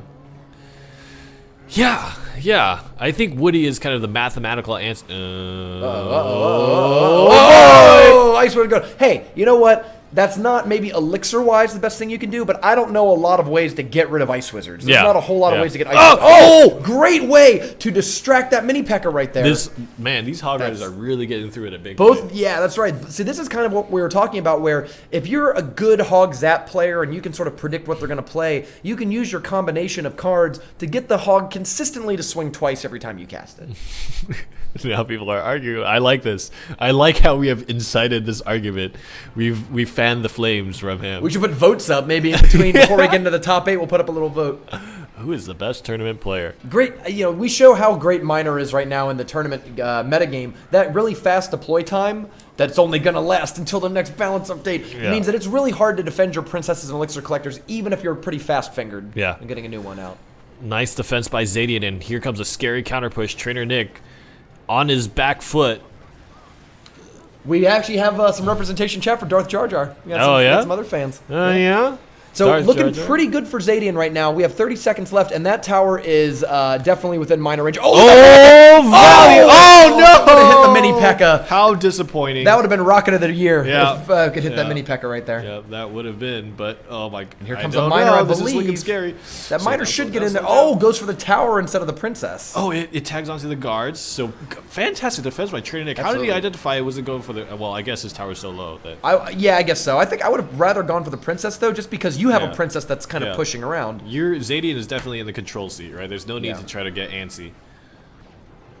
Mini P.E.K.K.A. swings on the Then princess. again, though, with only 800 damage on your tower, there's a lot of ways that can go wrong. Oh! One more, and that is it for Zadian. A duel of gentlemen and not a slugfest, indeed. Yeah, that was definitely a more familiar cast of cards. Although, I was impressed by Trainer Nick's Rocket. It didn't feel bad. It didn't feel like it was... Even if you're rocketing, you know, a 3-cost Ice Wizard at the tower, it didn't feel terrible because spending 3 Elixir to deal like 500 damage, that's pretty good. Absolutely. Whew. We got a this Trainer Chris game. Yeah, you know what? We've been talking about Trainer Chris a little bit. Let's take a look. Carlos made it this far with that deck? Yeah, buddy. I like Hog Freeze. Oh, man, we're going to leave. Wish I had Freeze up here. All right. I feel like history is coming full cycle now. We're seeing minion hordes on defense, Hog Freeze. We're just... Everybody has said, I give up. We're just doing it. We're doing the old school stuff. Yeah. Well, you know what? I only see Zap. Let's see. I'm trying to think of how this Minion Horde... let's put Minion Horde up there. Why not? Minion Horde might be a huge defense for Carl. It's a card you don't see a whole ton of. And on Trainer Chris's side, it's... You know what? Miner's been doing some good work. Let's take a look at that Miner deck. All right, Trainer Chris. You've been called out as one of the best tournament players. Show me your moves. Show me your moves, yeah. Show me what you've got. Oh, which one is this? The Bone Pit. Arena 2, buddy. Bone Pit. Going all the way back to the Bone Pit. Do you think in there is a Bone Pit? Like it's in the bridge? It's like in between? Yeah. Perhaps. Yeah, like so they all die on the river and they fall It's like a Mortal off. Kombat situation. If you had a home arena, if you were a sports team, a Clash Royale sports team, and you had a home stadium, which arena is your home stadium? I would say it would be the I want to say the Ice Arena because it looks really fun to slide around on it. But it also seems like instant death if you fall into the river in that map. I'm a Builder's Workshop man myself. Now, interesting, the way that combat worked out was very advantageous for Trainer Chris. Yeah. The mini P.E.K.K.A. only had 2 swings to make, and instead of killing 2 goblins, ended up killing the goblin and the princess. Should that princess have survived, I think Trainer Chris would have found himself in a much worse situation with that hog coming down the other lane. Absolutely. So far, Trainer Chris has the damage advantage on Carlos, we say, because he used Shift 1. Princess in the back is such a popular move. It's just so safe. It's a great way to invest Elixir, yeah, and it's very hard to get to it. Even if they have... Whoa, there's the first freeze! But the guards do come down in time to help distract the mini P.E.K.K.A. Unfortunately, though, without the tower shooting it... Oh, okay. Very good. Freeze. That's 0 for 1. I'm keeping count on freezes that I feel are actually worth it. Oh, no. This push is looking real good. Oh, and that zap comes in, but that mini P.E.K.K.A. is going to get 1 swing. It hits the mini P.E.K.K.A. instead. I mean, I think 10 out of 10 times Carlos would rather have that hit his mini P.E.K.K.A. than his tower. Yeah. Now, will this return the favor? No. He A could maybe little have further frozen back, it. maybe? I'm not sure. Freeze is such a... You have to have such a good idea in your head of either the cycle or the elixir of your opponent. Well, one of the things that's really killing Carlos right now is he doesn't have any way to invest elixir, right? There's no... There's no an elixir collector, furnaces, goblin huts, like anything to help invest into the future. So every time Carlos hits 10, has to attack. Trainer Chris is getting ahead in elixir and able to use the defense's advantage to continually push that elixir advantage further and further ahead. And make sure he's always playing smartly into his opponent's hands rather than throwing cards away. I mean, look, Trainer Chris is sitting at 10 this whole time. Oh, no! Oh, he Misplay. tried. Misplay by Trainer Chris there by putting the elixir collector too close to the tower. Yeah. When elixir collector is that close to the tower, Princess splashes. Oh, this might be the freeze. This might be the money. Do it. Throw it. Throw that freeze. Throw that freeze, buddy. Throw the freeze. Not doing it. It's like, you know what? Then again, you're pretty happy with 3 swings of a Hog Rider. Yeah. And you got to defend over on this true. other side. So maybe the freeze is probably a spell you want to use to close out the game because you know they won't be able to counterattack. Because I can imagine if you dump four elixir on the freeze, maybe he gets more damage on a tower, but then how is he going to defend the next is it enough to push? kill the tower, Yeah. right? That makes sense. Yeah. But I We'll mean, see. Trainer Chris is just, it's getting ugly over here. Trainer Chris has 3 pumps out, and not that far from a 4th one. Guards onto the mini P.E.K.K.A. Princess. Okay. We got asked in chat, does anyone in the SMC play Golem? We used to have, I remember Juan of, I think, Clout Gaming, won a Season 1 Super Magical Cup with Golem, but we haven't seen it that much in Season 2. We haven't seen it hardly at all. since. Really big bodies are Lava Hound, and I think part of the reason is because of the air properties of Lava Hound make it much harder to have a deck that also counters, that can push you and also counter it. Great use of poison and zap there to push through a bunch of damage with that miner. That Princess, though, of course, in the top left is really holding off these attacks over in the opposite lane. This is tough. Uh-oh, here. Oh, the freeze on defense! Yeah. Letting the Princess help clean up. Yep, but he's still being ticked away. He needs to make a killing blow soon, and he has 1.6k health on that tower. Yeah, it's interesting just because I don't see how Carlos can take a full health tower with before the poison and all that end up taking it down. Good job, Trainer Chris there. Nice. Man. Hog freeze, huh? All right, who else do we have? We got some great names here. Oh, let's take a look. We could take a look at Rob's deck or Patriots. Okay, yes. I want to see this because we got an archetype that we have not featured yet. not quite featured yet. So, Patriots 34 against last week's winner Marcus 35. I wonder, do you think they're 34 and 35 years old, or do you think they were born in 1934 or 35? We have some elderly folks. It could be. I'm just saying it could be. It could be. Or maybe they're from the future. Oh, that's true. 2035? Yeah, 2035 and 2034. That makes sense. Okay. And that's why they're fighting it out here. So let's take a look at an archetype that we haven't, that's actually made a big resurgence of popularity in the Super Magical Cup the last few weeks, X-Bow. Now this is an X-Bow Lightning deck that is one of the 2 similar lists that made the top 4 last week with Turtwig data. Doesn't use the Bowler, the ever-popular X-Bow Bowler combo that we were so happy about, but I see have Lightning... Valkyrie either. Doesn't have Valkyrie, you're right. I see the double spirits as a very cheap way to cycle back between your cards, as well as being great defensive tools and help defend the Expo. Log is interesting instead of Zap. I think Ice Spirit and Fire Spirits are functioning as the Zap, and then Log is there to help push off Barbs and other sort of melee attackers. So his cheapest cycle is going to be 9 elixir. 8. 2213. Yeah, 2213. Oh, 2213, yeah. Yeah, 8 elixir. That's pretty crazy. And Lightning is interesting because it takes 6 pumps off of a Collector, but there's no Collector to pump. But we'll see if he can get any good Lightnings on, say, like a Hog Rider, Mini P.E.K.K.A. Ice Wizard, right? Yeah. Things like that can be a lot of value for 6 elixir. Lightning on Ice Wizard is the other thing that's kind of like, okay, that's one way to do it. Yeah. Nothing really for, let's see if we can make sure he finds the game. Nothing really for Marcus to rocket. Yeah. I mean, that might actually free him up to rocket the Expo for a 6-for-6 trade, but Rocket doesn't actually full kill an Expo. It leaves it with a little bit of health, so it gets a few shots off. So you'd rather play something and then rocket, which could get very expensive. Oh, wow. Good. Yeah. So even, but you know, to be fair though, the mixture of the log, that's only 1 elixir behind for Patriots, and you can see there's only a 1 elixir difference between the two, and this early on, that shouldn't make a huge difference. Ooh, Guards Rider. Oh, but unfortunately the guards get pulled away by the enemy guards, allowing the Inferno Tower to lock onto the Hog Rider and clean it up. Double tower plus Inferno burns away the Hog. Man, that tower positioning in the middle is just so devastating. Patriots 34 says that 34 is his basketball number.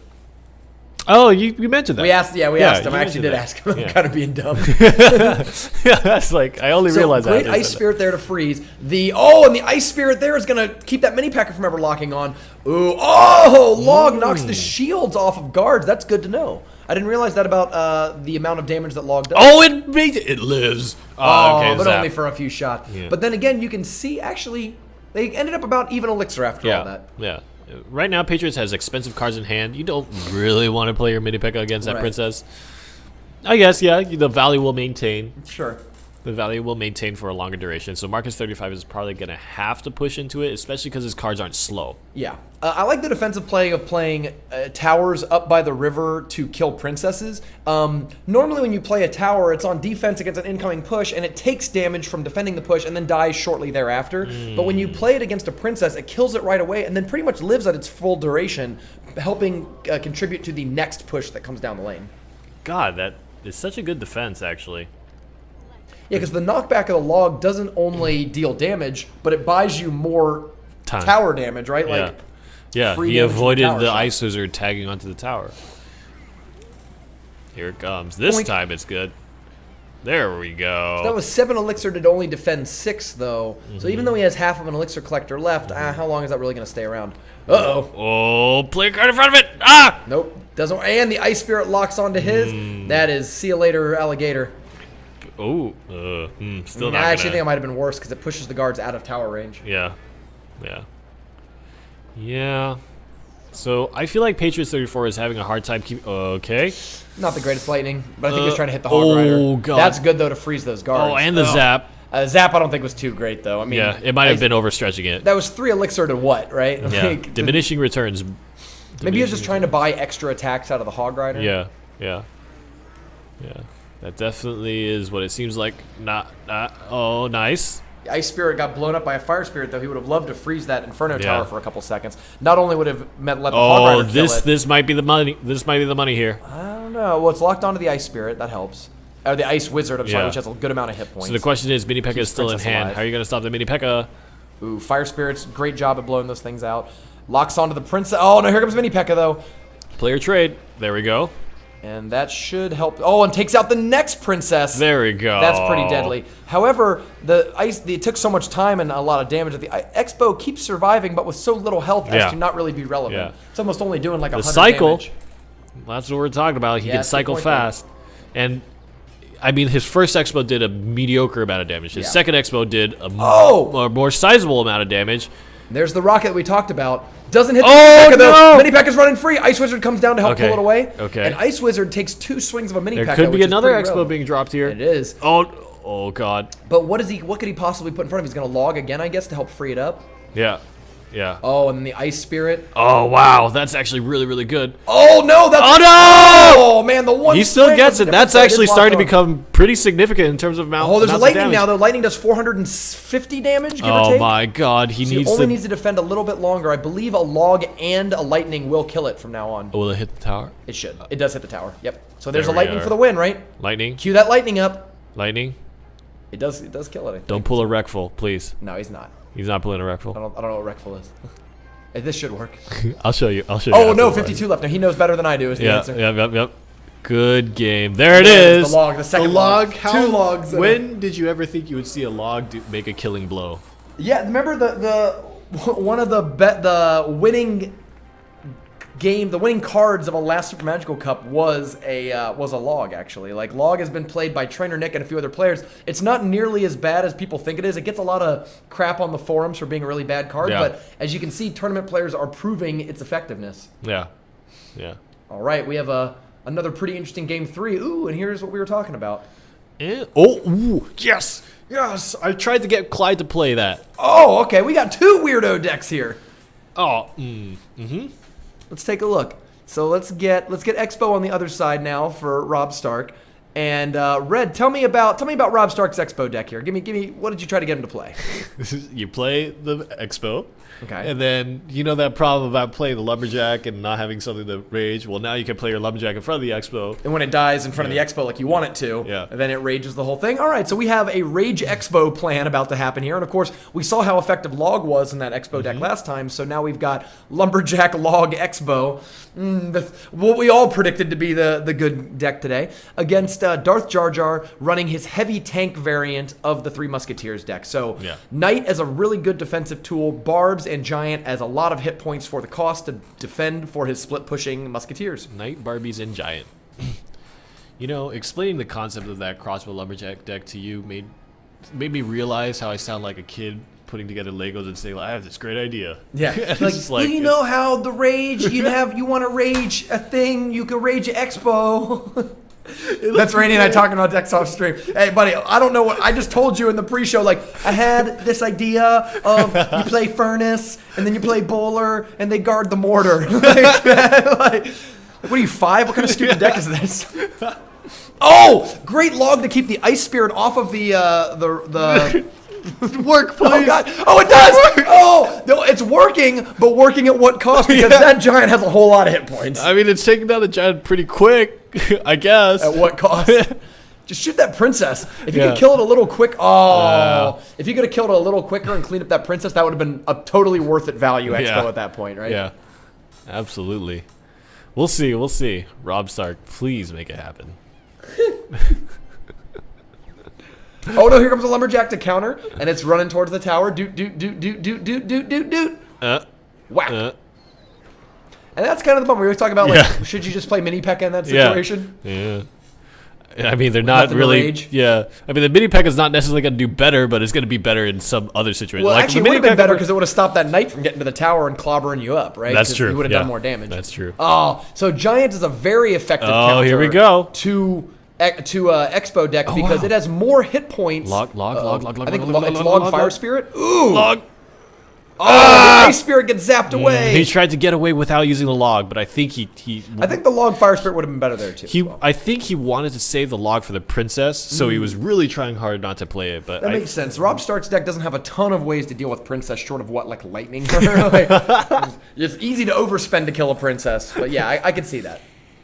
Yeah. I wonder almost if you...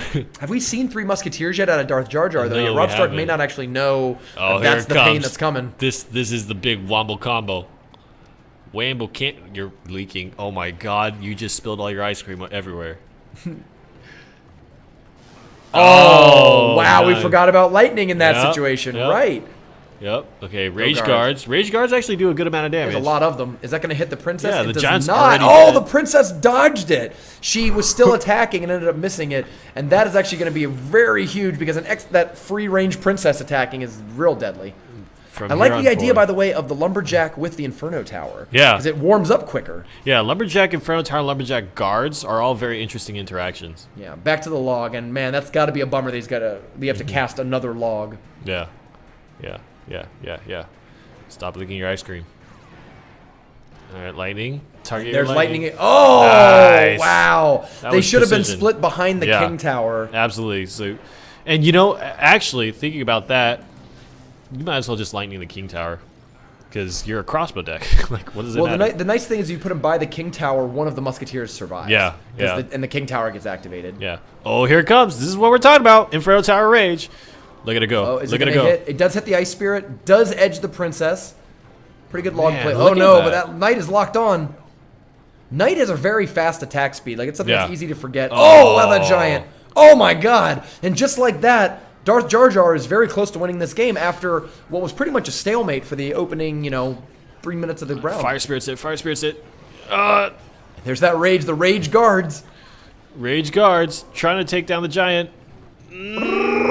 Zap One more again. punch. Man, if that giant had gone down before it did one more punch, and this is what we're talking about, like, I think if the Lumberjack did a little bit more damage, Yeah. that would look very different. Because if you play a mini P.E.K.K.A in this situation, that giant wouldn't be there, right? Yeah. If you play Lumberjack, if it kind of maybe half kills a giant, and then the Rage and the guards can finish it off, then that looks like a very different push for the crossbow. Yeah, Lumberjack is a card that I think mechanically is very interesting. It sort of reminds me of the Royal Giant before the big Royal Giant buffs that made it very playable, is that its mechanics are cool, like dropping a rage on the ground, being like a fast melee attacker. These are all cool things, but it's just execution-wise a little short of, I think, being very good, being tier 1. I would love to see a buff to Lumberjack in the next balance update. That would be great.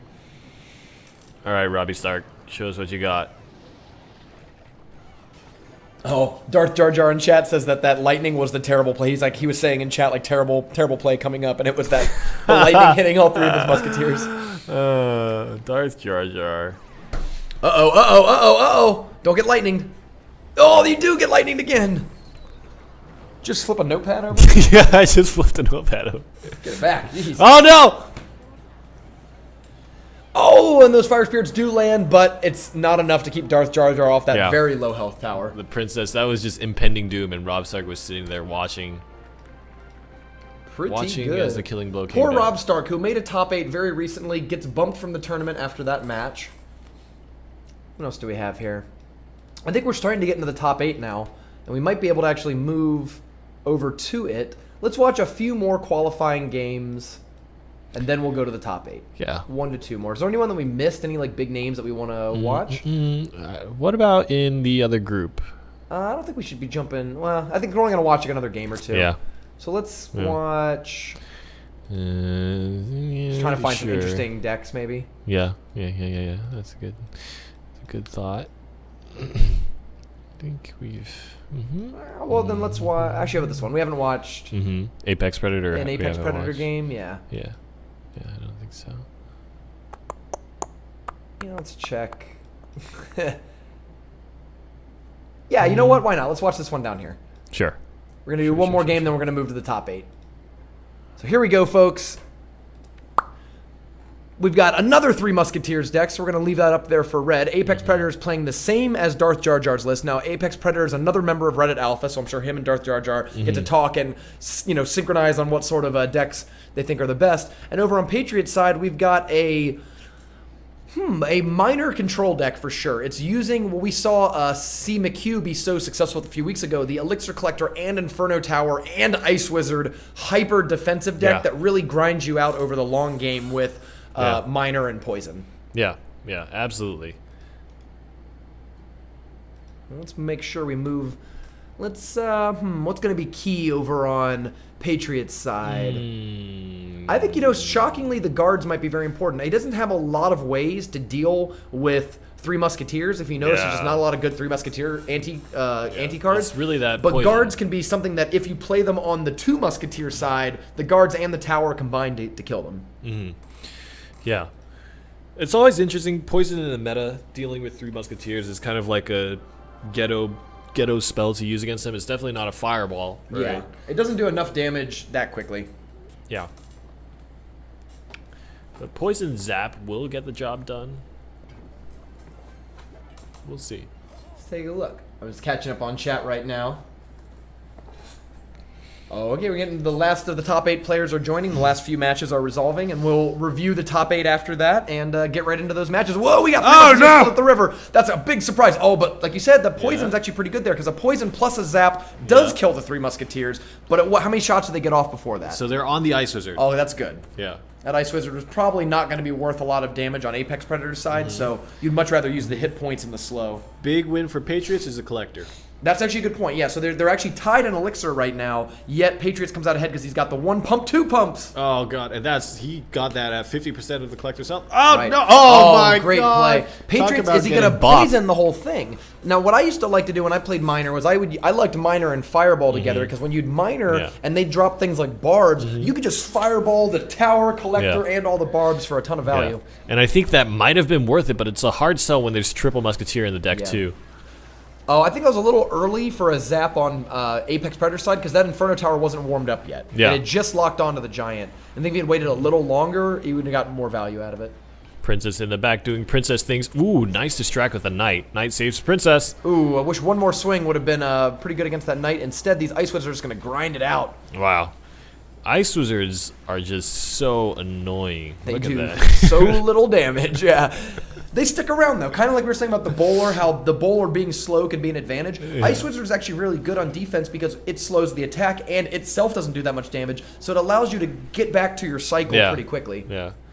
Good amount of damage, 1.8k on that right side tower for Patriots, and mostly connecting with chippy damage like a Miner and now an Ice Wizard. I'm also going to start writing down decks as we get into the top 8. Let's do it. Ooh. The Super Magical Cup, in my opinion, is the premier place to see new decks evolve and the metagame evolve. I mean, we've seen just in Season 2, it evolve from Giant Poison being far and away the most popular dominant archetype to Three Musketeers taking a few events. And then now we're seeing decks like Expo and things like that be very successful. I think this double deck format that we run has allowed so many creative deck builders to show off all the different archetypes that are possible in Clash Royale. Good defense by Patriots so far, and he's really dealing well with his Triple Musketeer. And also the Barbarians are a tough defense to have to execute. And Patriots has been keeping his health. Look at the health levels on that. Well, we talked about this deck that Patriots is playing, this minor control deck that C. McHugh won his event with. It's hyper defensive. It's more likely to draw than it is to lose, right? How do you crack through Inferno Tower, Zap, Ice Wizard, Poison with any sort of reasonable push? Yeah. If you do not decide to try to win, you can almost never lose. Right, exactly. And it just uses the long push of minor can reliably deal damage to a tower and poison in order to help win these games. Yeah. Oh no. Guards come in. Guards do a lot of damage. Oh, they are. They're wrapping it up. Oh wow. My But God. that is, I believe, only going to be one poison. That's right. Now it's within one poison health. Yeah. So Patriots has wrapped this One game more up. defense. Doesn't even really have the minor at all. Oh no, but you have to. Oh, but the 3 Musketeers are coming on the left side. Oh, but he pulls it out. Well, nice, they're in nice, overtime, nice, so I think that was a nice. race Yeah. he could reasonably go for. Yeah. Crazy. So Patriots risk. wins the match, knocks out Apex Predator from the tournament, and advances Patriots to his second top 8. Congratulations, Patriots. Someone who we've seen a lot of over the many months of Super Magical Cup has not had a lot of high-level success, but has really stuck to practicing, getting better, learning the metagame, tweaking the decks, and now Patriots is a 2-time top 8er, perhaps a first-time top 4, depending on how the top 8 shakes out. Patriots, I loosely quote, "I'm gonna win this tournament." Is that what he says Yeah, there? at the start. Awesome. I don't know. Maybe Patriots can say again. He's hanging out in the chat, but I'm pretty sure he said something along those lines at the start of this broadcast. Something interesting to note, Rumham, that I feel like we've been experiencing. There are a few times, I don't know if you remember, in Season 1, where I think in clutch situations in tournaments, players were making lackluster decisions about like when they go for the all-in and when they push all-in and when they try to bet the farm. Yeah. I think like watching a game like that makes me really appreciate kind of the level that players have kind of improved in the Super Magical Cup.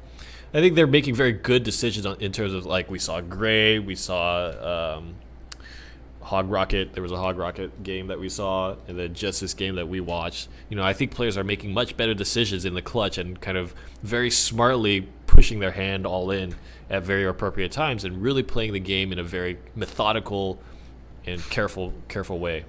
Technical issues continue. I was having a hard time pulling up the bracket, but we got it up here now. So I just want to quickly review. Oh, that's right, because I clicked on the wrong thing. That's why. Okay. So let's go over the top 8 real quick before we get into these matches. They're playing the top 8 matches right now, so we'll be watching them basically as soon as they wrap up.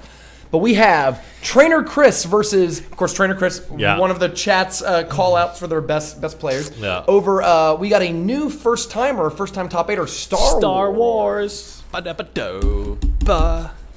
Ba-da-ba-ba. Okay, there we go. I was like, I don't think you're doing the Star Wars song first.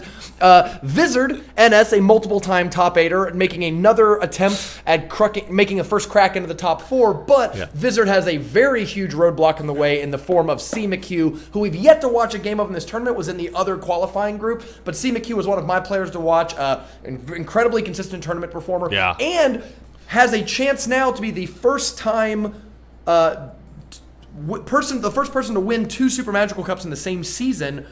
Only 3 more rounds to go before C. McHugh can claim that title. We got Patriots 34 and Syzygy.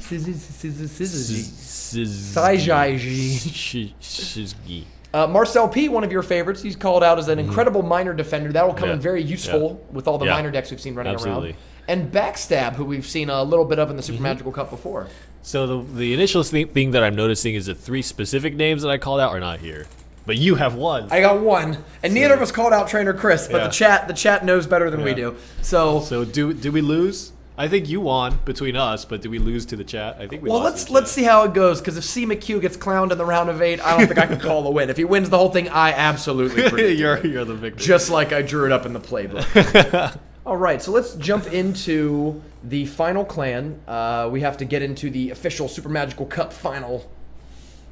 Super Magical Cup. If you want to join the Invitational, go to www.supermagicalcup.com and you can be the next C. McHugh, the next Marcel P, the next Woody, if you will. And it's definitely just a difference in... It's costing this tournament cap in Clash Royale. Card levels don't matter. As long as you're at the tournament level cap, it's all the same. And actually, as much as people might complain about legendaries and whatnot, we've had several winners playing one or none or no legendaries in their list. So the only difference between a scrub like you and me And these tournament winners is just practice and skill and research. And if you want to get better at tournaments, we'd highly recommend go checking out our YouTube channel at SuperMagicalCup, all one word. We put up daily tournament matches. You can watch top 8s of prior Super Magical Cups. We also have new playlists called Featured Clashers. You can see entire playlists of Woody games, Clyde games, Darth Jar Jar I just put up the other day because I love him so much. And a few other named players. Actually, see, McHugh also just has a Featured Clasher playlist, so you can check out playlists of these top players. We also have deck spotlights, and a lot more stuff that we haven't released yet that we're going to talk more about in the future. So definitely go check it out. Give us a sub. And hey, while you're here, throw us a follow on Twitch. We can always use more of those. While we're plugging things, I just want to throw out a little bit of a spoiler. Definitely make sure you're following next week. You really want to tune into next week. Yes. Yeah, that's right. A week from today, we're going to have a special guest. A special guest in the studio that we'd never been here before. So definitely make sure to tune in next week and check that one out. And let's, these matches, they are still playing the first round of the top 8. So we're waiting for the first games to wrap up. The first person to finish a game, we're going to watch their match first. That's who we pick. Yep. Let's see what's going on in chat. Actually, let's throw up a vote real fast. Hold on. I've got the Moobot up here. I'm going to throw a vote up. Yeah, let's do the poll. The poll. Let's do a Let's reset that and make a new poll. New poll. All right. Option number 1. Hugh. Or CMC Hugh. Star Wars. Gotta remember these names now. I really like the new Star Wars movie. You know what? I've seen the trailers for Rogue One. I have loved Star Wars my entire life, and I liked Force Awakens, so I had nothing bad to say about Force Awakens. I didn't even care that it was like New Hope. Didn't bother me. And I'm fairly certain that Rogue One is going to be the best Star Wars thing I've ever seen in my life. And that includes the Ewok Christmas special. All right. Patriots 34, Marcel P. I'm trying to just force memory these other two. What is it? Oh, Trainer Chris, obviously, and Syzygy. Trainer. Spell that Y with that, right? I'm not gonna look. Here it is. It's Syzygy. It's actually easy I to think spell. you made a mistake. Nope, it's not it. That's it. Wait, okay, let's check. Syzygy. Oh, you got it. Take it, Rainey. Take that, Rainey. Okay, so here it is. I'm just losing today. The poll is open, folks. If you are in chat, go ahead and do !vote, and we've got all 8 people in the top 8. It'll give you an error if you type it in wrong. So you go ahead and look at the things. So I typed it in just like they are. So go ahead and vote on who you think's gonna win, and we will read the poll out near the end. We got 1 vote for Trainer Chris and 1 vote for CMC Hugh. It just opened the poll. Already people are voting. So, man, what I'm thinking is that people will just hold their votes until the finals, and they'll be like, I'm just going to vote. There's no prize. There's no prize. This is totally... Because you know what? How about this? We're going to do it right now, because we're going to close the poll before we start watching games. So that way, you got to get your vote in now, and we'll see what the crowd thinks before. Yeah. At the very least, maybe at the end well, even if we wait until the round of 4, then We've got our first finished game, which means that Marcel P and Backstab have the honor or notoriety of being the first match that we'll watch in the top 8. Yeah. So we got our match preview up. Let's start getting these cards. And you know what? The dream of bowling continues. I have a shirt. We're gonna have a winner. That's a bowler. I have a shirt that I didn't wear that just says "Eat, Sleep, Bowl, Repeat." If I ever go to a tournament playing a bowler deck, that's it, buddy. Eat, sleep, bowl, repeat. Is that a Supercell shirt or is that? No, it's an actual bowling shirt. I got my backpack stolen in Reno, Nevada, and I had to go to a gift shop to buy a shirt because I had no clothes, and there was a bowling convention in town. So "Eat, Sleep, Bowl, Repeat" is one of my favorite laundry day shirts now. All right, Marcel, what do we got over here? You know what? We haven't seen a ton of giant poison, really. It hasn't been overrunning as much as possible, but now we have a giant mirror match between Marcel and Backstab. Backstab going for more of the Sparky sort of archetype with the bowler to back up the giant and, of course, the miner to help screw with other people's backline troops. Yeah. Marcel, though, the most standard of standard lists running Ice Spirit in the flex spot instead of Prince or Ice Wizard or Princess or whatever. So that flex spot, Marcel's opting for a faster cycle, ideally trying to get out 2 collectors at a time instead of just 1. What do you think? I think that the mini P.E.K.K.A. has its tasks split amongst a lot of targets. You want a mini P.E.K.K.A. the miner, you want a mini P.E.K.K.A. the bowler, you want a mini P.E.K.K.A. the giant. And I think that might hurt Marcel P. Okay. Just because there's so many targets that are tasked on the mini P.E.K.K.A. Like, really, if you put guards in front of there, he has Princess, Zap, and Bowler. Actually, good point. What's going to kill that Bowler? Yeah. Everything that he has gets knocked back by Bowler. The only thing that's a big unit that doesn't get knocked back by Bowler is Giant, and Giant doesn't attack the Bowler. Yeah. And then Backstab has his own Giant, right? So it's just like, I'll have to see. I mean, it all comes out. I think Backstab, it's on Backstab to play the positioning and the order of the cards correctly. And it's going to be up to, what's his face? To really, Patriots? Is it Patriots? Yeah. All right. No, it's not Patriots. I'm sorry. I'm sorry. God, you don't have it up yet. The reason I wanted to look at the poll. So before we get into this, we did the vote of the top 8, and here is the split of everyone. So here we go. Get your last chance to vote in because we're closing the poll right now. It's closed. Okay. Poll's closed. Here is the final votes, and I wish we could show it. I'm sure we can a little bit. Does it publish to the chat? Oh, does it publish? I don't know. No, Let's it doesn't. see. It's not like the other one. So here, let's just try to pull it in a little bit. Invalid vote. Invalid vote is actually as many votes as Syzygy. All right. So we have C. McHugh is the favorite from the crowd. Trainer Chris and Patriots are tied. Marcel is also Marcel and Star Wars are got dark horses, and of course Syzygy with the small bit of favorites. You know what's crazy is I don't think there's only 7 votes here. So who did not get voted for? Vizard. Vizard has no believers in chat. Those guys are jerks. Okay. Here we go. Let's get into this game. So real quick looky-loo one more time. I'm going for the Bowler deck. Yeah. I like I'm bowlers. going for the Bowler deck too, just because I think... Well, we'll have to see. I don't know how effective Poison will be. We'll see. It'll be effective in the sense that there's an elixir collector at least. Yeah. And ideally, and there's Princess as well. So there are opportunities to get good poisons that aren't huge elixir disadvantage trades. There's a Giant. Now play that Princess behind the elixir collector and get poisoned. Wee woo woo woo woo woo woo woo. Wait, weren't you voting for the Bowler deck? Yeah, but you know, I like poisons too. Look, you can poison him right there. Oh, you gave it up. Jerk. All right, here come them guards. Oh, I like the Ice Spirit there. It's like the guards got zapped and then the enemy guards got Ice Spirited. Ice Spirit has definitely started to show up a lot more in tournaments as a alternative to Zap, secondary Zap. I'm not exactly sure. Push it back.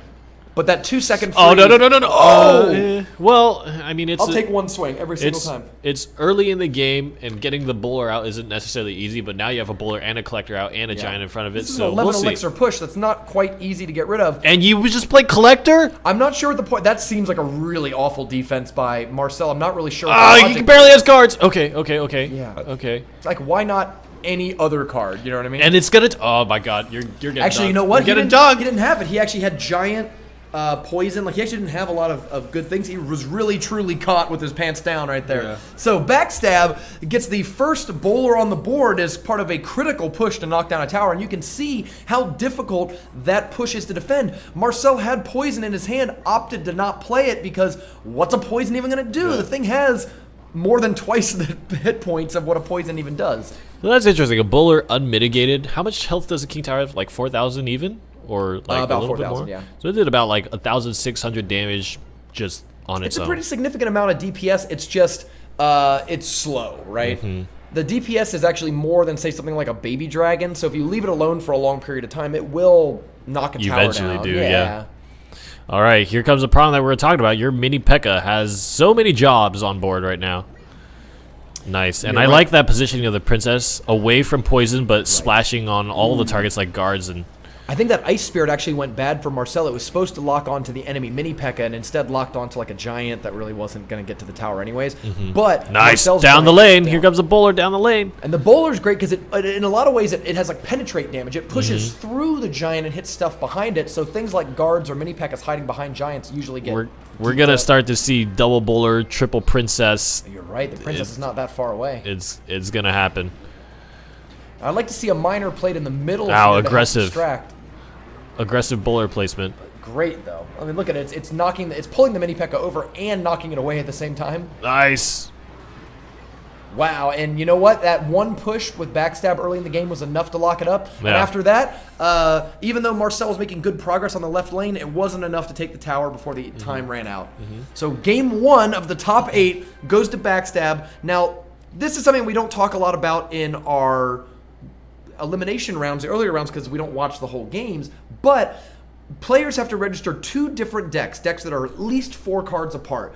And you have to win with both decks in order to win your best of 3 round. So Backstab is not able to play the same deck that he just played. He played Can't play the bowler anymore. Right, can't play the bowler deck. So let's see what his Hen 2. second deck, Hog Rocket. We've seen a lot of Hog Rocket this week. I wonder what exactly has made people take this combination of cards and bring it. It's got to be the Elixir Collector, right, for the Rocket. So if I remember correctly, Backstab is part of Hammer's Esport, right? Yeah, I believe I think so. Yeah. I Could be wonder wrong, if though. something is circulating around kind of like the top end of play that people are like, Hog Rocket is the new thing. I can see that.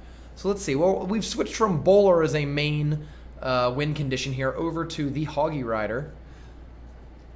So let's see. What does Marcel have to stop the Hog Rider? Well, he's actually got a lot of stuff. He's got Ice Spirit, Mini P.E.K.K.A, Guards, Zap, Musketeer. Like, all these cards are pretty good against Hog Rider. They're not a cannon, for example, but I don't foresee Backstab's Hog Riders being super successful. I think it'll matter how many times Marcel tries to run an Elixir Collector into a Rocket. That could be pretty bad. Let's get into it. This is game 2. So if Backstab wins, Backstab advances into the next round. If Marcel wins, then we go to a game 3. Apparently, I'm looking in chat. Chicken Bob says Hog Rocket is from the East. Oh, it's from the Bren Chong tournament. So those Bren Chong tournaments that have a lot of top name players in there, supposedly Korean, Chinese, Asian players have been bringing this Hog Rocket archetype into the metagame. That's awesome. Yeah, we don't. Obviously, there's a whole. It's weird to think about it, but we see YouTubers, Twitch streamers, and all that. Well, there's a whole economy of these people over in the East as well that we just don't watch because, well, I don't speak Korean, you know what I mean? So it's interesting to see what decks evolve in those metagames and how they're often, pretty effective over here as well. Yeah. All right, let's take a look. Trying to defend against the Giant Guard's push, man. It looks like it's going to be successful, and again, that Princess is just having the time of her life. God, the free-range princesses, no joke. Rocket kills Mini P.E.K.K.A and everything behind Giant. Oh, that's a very interesting point. So that's what the key is. The key is that people are playing these Giant push decks, and they're stuffing so much stuff behind the Giant. The Mini P.E.K.K.A and all the other stuff, the Musketeer and all that if you can hit a Mini P.E.K.K.A and a Musketeer and a Giant, that's infinite value. And even just the Giant and Mini P.E.K.K.A is probably worthwhile. Yeah. I mean, Rocket, kind of like Lightning, is one of those kind of opportunistic cards. You really need to analyze the Elixir situation and figure out what is going to be worth it for that investment, because it does do a lot of damage. I don't think that Ice Spirit's going to be enough to prevent. Oh, Zap on the tower. And it retargets the Giant. Oh, it's one swing. Oh, only one swing, though, so that could have gone very bad for Marcel. Yeah. But excellent for Backstab. We said the Hog Rider may not be the effective one, but the Mini P.E.K.K.A able to get in even 1 or 2 swings throughout the course of a game can be the difference between a win and a loss. Backstab, 2 big pushes on the right side. Got the Hog Rider through, did about 3 swings. And then the Mini P.E.K.K.A getting 1 plus the guards. Yep. Now, interesting to use Rocket against Elixir Collector. It's weird to think about it, but Rocket is a bad Elixir trade in one way if you look at it as it's 6 cost to kill a 5 cost building. But if you think of an Elixir Collector as well, it actually is 7 Elixir over the course of it. Then rocketing it is a +1 Elixir trade. Yeah. I've heard arguments for both sides. Yeah. I mean, I think the trade-off really is the now as opposed to later, right? When you rocket, you put the now in your disadvantage, but later you'll be happy that you did it. And I think most importantly is it prevents Marcel from building up the 2 Elixir Collectors, which are the real problem, right? No. Oh god, that Giant does so much damage, and look, he's already caught up in the damage. Every punch of a Giant is a fireball, so that is an incredible amount of damage to do. The Princess was very lucky to have survived that poison. I like the Giant there to help tank for it. Unfortunately, that Giant is probably going to get killed pretty quickly. Yeah. Interesting exchanges going on right now. Unguarded Mini P.E.K.K.A. One He's just going to let it run? 2 swings for Marcel. And that could actually one-shot the tower. Oh, the Princess blocks the shot. Oh my god, and this, oh wow, both towers are really low. The rocket comes in for Backstab. Of course there was a rocket. Incredible defense by Backstab, taking every ounce of blood out of that rock. Those buildings were anything from dying, right? If you talk about your health on your crown towers as a resource, Backstab just spent it all. Yeah, gained every. It's almost like an ATM machine of elixir. Yeah. Like I could defend and spend elixir, or I can just let my tower take damage and I'll save the elixir instead. Backstab withdrew every dollar from his bank account in order to win that game. Wins 2-0 over first-time top 8er Marcel P. Congratulations, Marcel, on your first-time top 8, and of course, congratulations to the advancing, winning Backstab X. Marcel P. So unfortunate. He was really elated that he made the top 8, but I think it's great for him. Consistently improving your performance is super important and difficult to do in the bracket format. Marcel P. did a good job making it this far, but Backstab is a name to watch. Another lightning deck. So C. McHugh, and I'll start setting these guys up. C. McHugh is bringing a similar to the, I guess, the minor control decks that we saw before, but has opted this time to not bring Inferno Tower and instead be a little bit more aggressive using lightning and more cheapy swarm troops like minions to help assist the minor pushes. What's going on over on Vizard's side? Vizard looks like he's using a Hog Cycle. I mean, it's a double threat Hog Mini P.E.K.K.A deck. And I was trying to look for the Musketeer because you almost kind of always see that, but it's definitely not a triangle defense. This is actually, this might be almost like a turbo hog cycle if I'm really looking at it, because you have both skeletons and Ice Spirit and Zap, and then if you think about it, Elixir Collector allows for, once you get a collector or two out, to really get those cycles going because you get that extra 2 elixir to go. Yeah. The cheapest possible cycle that Vizard can run between hogs is 7. 7, like that is nothing, right? And there's no cannon on C. McHugh's side either. Yeah. So the interesting thing to always think about for hog cycles is that they're really, really, really great out the gates, right? They're very the first aggressive, hog very can be the fast. best hog. Yeah. And then the other part of that is they get incredibly more terrible as the game goes on, especially if you have multiple sources of damage coming in from defensive structures. Absolutely. So either the King Tower is activated or the Hog Rider gets drawn to the middle. And especially with cycling decks, you do not have cards to support that tankiness, right? So your Hog Rider really becomes less and less effective as the game plays out. So we really need to look for Vizard to take an early lead. Oh, hold on. Oops. Keep on the commentating. All right, we got the guards coming in on the left side, and the miner actually does connect for CMC Hugh. So Vizard is going to be down a collector, but he is running a hog deck, so that's not going to be the most terrible thing in the world. It's just a good trade for CMC Hugh. Mini P.E.K.K.A tries to make a swing, but doesn't get it. Between the tower and the princess, the Mini P.E.K.K.A can't make its way across far enough to get a swing. Another hog loaded up in the chamber, and Vizard, does he want to play aggressive or does he want to try to get a collector up? I don't really know what he has in terms of good collector defense. Maybe the skeletons, but that's very easily zappable. 2 swings from this hog is going to be it. Gets a third one. Nice. Very nice. So C. McHugh finds himself in a pretty bad situation, even though he has a collector out with under 1,000 damage left on this tower with a minute and a half left. The pressure's really on C. McHugh to try to catch up at least one of these 2 towers. He's done a decent amount of damage to both towers, but as we saw in the last game, you know, the only hit point that matters is the last hit point. Yeah.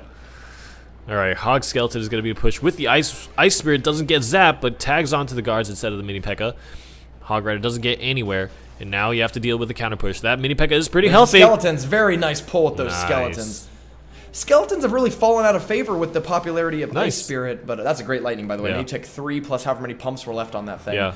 But skeletons have kind of fallen out of favor because people have subbed it out for Ice Spirit. But when you consider you can have both in the deck, that's a lot of opportunities for your deck to get like 1 for double 3, threat, 1 double for 4 threat. Play the trades. guards on the left. Play the guards on the left. He does. And 2 swings on the right, and this is why Hog Cycle is great. Wow, those 1-cost skeletons are really going to prevent those mini P.E.K.K.As from ever getting close to the tower. Yeah. This miner is tagging onto the left side Miner, tower, though, however, look at how much damage that's taken. Yeah. And I think that's going to... Oh, my God. So Vizard is in a really bad spot right now. If we I love imagine... the Miner lightning combo. I'm sorry, go ahead. Yeah. If Vizard wants to continue his lifetime in this game, that left side tower for Vizard is definitely gone, right? There's no way that that's going to survive into overtime. No. So Vizard has to play this two tower active game now.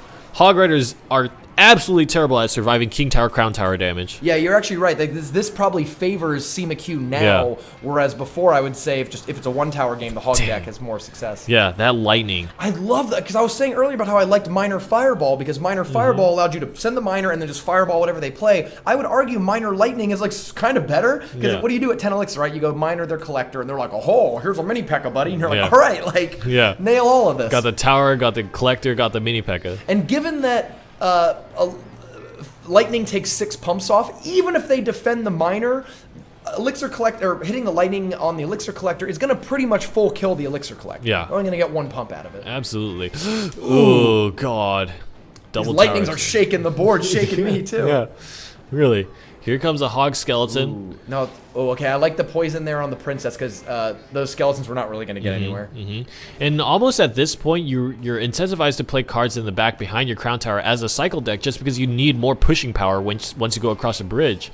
And I think Vizard is having a... Oh, wow. Ooh, those Lightnings are just like thumping one after the other. Man. He's just cycling them now, it almost seems like. Yeah, CMCQ is just pumping in damage on both the structures. Both the King Tower and the Crown Tower are really low. Even through the poison, if you look at this right here, even though he's taking 1 to 2, I think it's just 1 hit maybe, 1 hog swing, the Vizard's hogs are kind of a bad run. It's like 8 Elixir. It's hog plus poison, 8 Elixir, getting countered by 4 Elixir, and he's only getting 1 swing for it. I think that's what's really killing Vizard in these later rounds. Yeah, Hog Rider's going to go for the Collector. And this again, is like, watch this. It gets 1 hit, 2 hit, even with the poison, and that's just not worth 8 Elixir. And that's really what's separating CMQ from Vizard here in overtime. Vizard needs to build up a stronger support base of troops for the Hog Rider before he can... Oh, there's a zap. Yep. He just needed to play a stronger support because you need much more pushing power after your first tower is down. This is one of the biggest weaknesses for Hog Cycle. So if you think about the times when Hog Cycle was popular, oftentimes games would go 1-0. Right? And one of the big reasons for that is that Royal Giant didn't exist. Right? And so Royal Giant is kind of one of those cards that has this inevitability about it, right? You play the Royal Giant, you get damage on the tower. Yeah. Eventually, it's if you trade... hard to make it do 0 damage. Right. If you trade 1-1, then you're put in this situation where Royal Giant becomes incredibly more effective and Hog Rider becomes incredibly more ineffective. You almost always lose that situation in Hog Cycle. Yeah, that's something that is actually, speaking of these now, so we're going into game 2 of Vizard versus CMQ. 3 Musketeer decks don't really have that problem, actually. They're like Royal Giants where they can take the first tower, and then when it comes to taking the second tower, huge advantage because of the forward deployment zone. I almost wonder if there's a world where some kind of version of the Triangle Defense deck swaps out for some cheaper cards and gets the 3 Musketeers instead, gives you a very good way to invest into the future by splitting the 3 Musketeers, and then you identify where you want to support your troops and place a Hog Rider there. Then you get this ability to have big pushing power, also have a card that's really great when the tower is down, so you can aggressively deploy the 3 Musketeers and give you a much more flexible set of options. We have a pretty cool match that we haven't seen a lot of, a matchup that we definitely don't have a ton of footage of in the past. A 3 Musketeers mirror match. And actually, this is a Minor Princess 3 Musketeers Zap Ice Spirit mirror match. 5 of the 8 cards between these two decks are similar. The only differences are Vizard is running Ice Wizard and Knight, and Mini P.E.K.K.A as well. Man, there might be 6 cards identical between these two lists. So the only differences is Knight and Knight and Ice Wizard compared to Barbs and Fire Spirit. And they both fill similar roles, right? The Barbs and the Knight are tanks. The Fire Spirit and the Ice Wizard are splash damage, defensive primarily. So I think this is actually going to come down to who is the better counter player, who can split push a little better. One of the cards that I really like in CMQ's list is that Barbs are very good against the double Musketeer side, and that's a 5 for 6, regardless of whatever else comes out of the other side. If Star Wars is still spoiling the match, if the mods could like time him out. He got time. I think he did. Yeah, that's really not cool. Well, no, actually that's fine. Like if people want to do that, we'll just have live top 4s, right? Like we actually moved to this recording of the top 8 and then showing all the matches because we thought it was more friendly to the players. But if the players can't help but spoil the matches, we'll just go back to a live top 4. But that means they got to wait around for an hour until we get there. So. Yeah. It's up to you players whether or not you want to do it. But just definitely try to keep the authenticity of the broadcast by not spoiling it. Some of the finals are played maybe like a half hour before they get broadcast. But that's okay, because if you're watching this on YouTube or other things, you don't see the chat. You'll never know. You'll never know. All right. Still, I think the real juice is in how they win. Yes. I mean, honestly, if I just told you that, like, I don't even know who wins this, right, because I haven't looked, but like, if I just told you, like, hey, Woody won a tournament, what does that do for you to become a better player? So I like, okay, C. McHugh splitting of the Musketeers by the river, and wait to see them split against each other. Man, wow, I don't see that a lot. Wow. And that actually heavily favored the defensive player. Yeah. He had the tower to help out. Yeah, only one Musketeer really took a significant amount of Unfortunately, the low health Musketeer was the one that ran across first. Nice! Ice Spirit took down the Fire Spirits, and the Musketeer survives and gets a lot of damage solo. Man, I'm really liking Knight. Knight has been really popularized by Darth Jar Jar on some of the other lists. That's, to me, like... It's interesting because to me, so Darth Jar Jar was kind of like the Three Musketeers, he was the big supporter of it, and he used Knight in one of his decks. Angry Groceries was a big Balloon supporter, and he also used Knight in one of his decks. Yeah, I remember that, actually. What happened to Angry Groceries? So Angry Groceries was someone who top forward a couple SMCs ago with 2 Balloon decks, and I was hoping that Balloon would kind of become a much more popular archetype, but I think the rise of Three Musketeers prevented that. Look at that Mini P.E.K.K.A. Yeah. That Mini P.E.K.K.A. just chopped down 6 elixir worth of Musketeers on the enemy side of the field. Yeah, that was incredibly effective. Incredibly effective. Let's see. 10 elixir. CMC, he was dropping the ice cream. Let's see. Does that Musketeer survive? That'll be a huge difference. Yes, Oh, that God. low health Musketeer is a huge threat now, assuming that, McHugh's already spent the elixir trying to kill it. I think it's unfortunate that he had to zap there, because that zap could have been probably used, better. But you can't just let that low health Musketeer behind a Knight shoot at your tower a bunch. Yeah, all right. He opts to trade the Princess. Vizard does not zap. Yep. He's gonna. All three. Okay. I think Vizard is starting to get the read that McHugh does not have Fireball or Poison. Yeah, he has Ice Spirit, Fire Spirit though. And Oh, the Miner in the middle. Is there a zap as well? The Ice Spirit though counters. Oh the other no, zap. they survive, and the Knight is tanking, but not quite enough. Oh wow, that's so a close. total wipe. Indeed, I'll give you that one. That was an unexpected sequence of plays right there. That was actually really, really close. McHugh did an incredible defense. I mean, Vizard was on the precipice of doing big damage. Ooh, and that Musketeer on the right side, unfortunately, took a few more hits than he probably wanted to take. Ooh, Ice Spirit got shot. Oh, and the Fire Spirits blow up the last one. Who's going to survive, though? The Miner comes in to help tweak, and Vizard comes out ahead on this one. Yeah, One he gets shot, 2 shots. 2 shot. All right, nice defense by Vizard. Yeah, and the tower's already locked on the Mini P.E.K.K.A. You don't really care about the Miner that much. The Miner overall doesn't really do that much damage to towers. It's not a primary damage source. It's a tank more than anything. Absolutely. It's the danger that's coming across a bridge that you really need to watch for. Princess will win that duel by the Ice Spirit.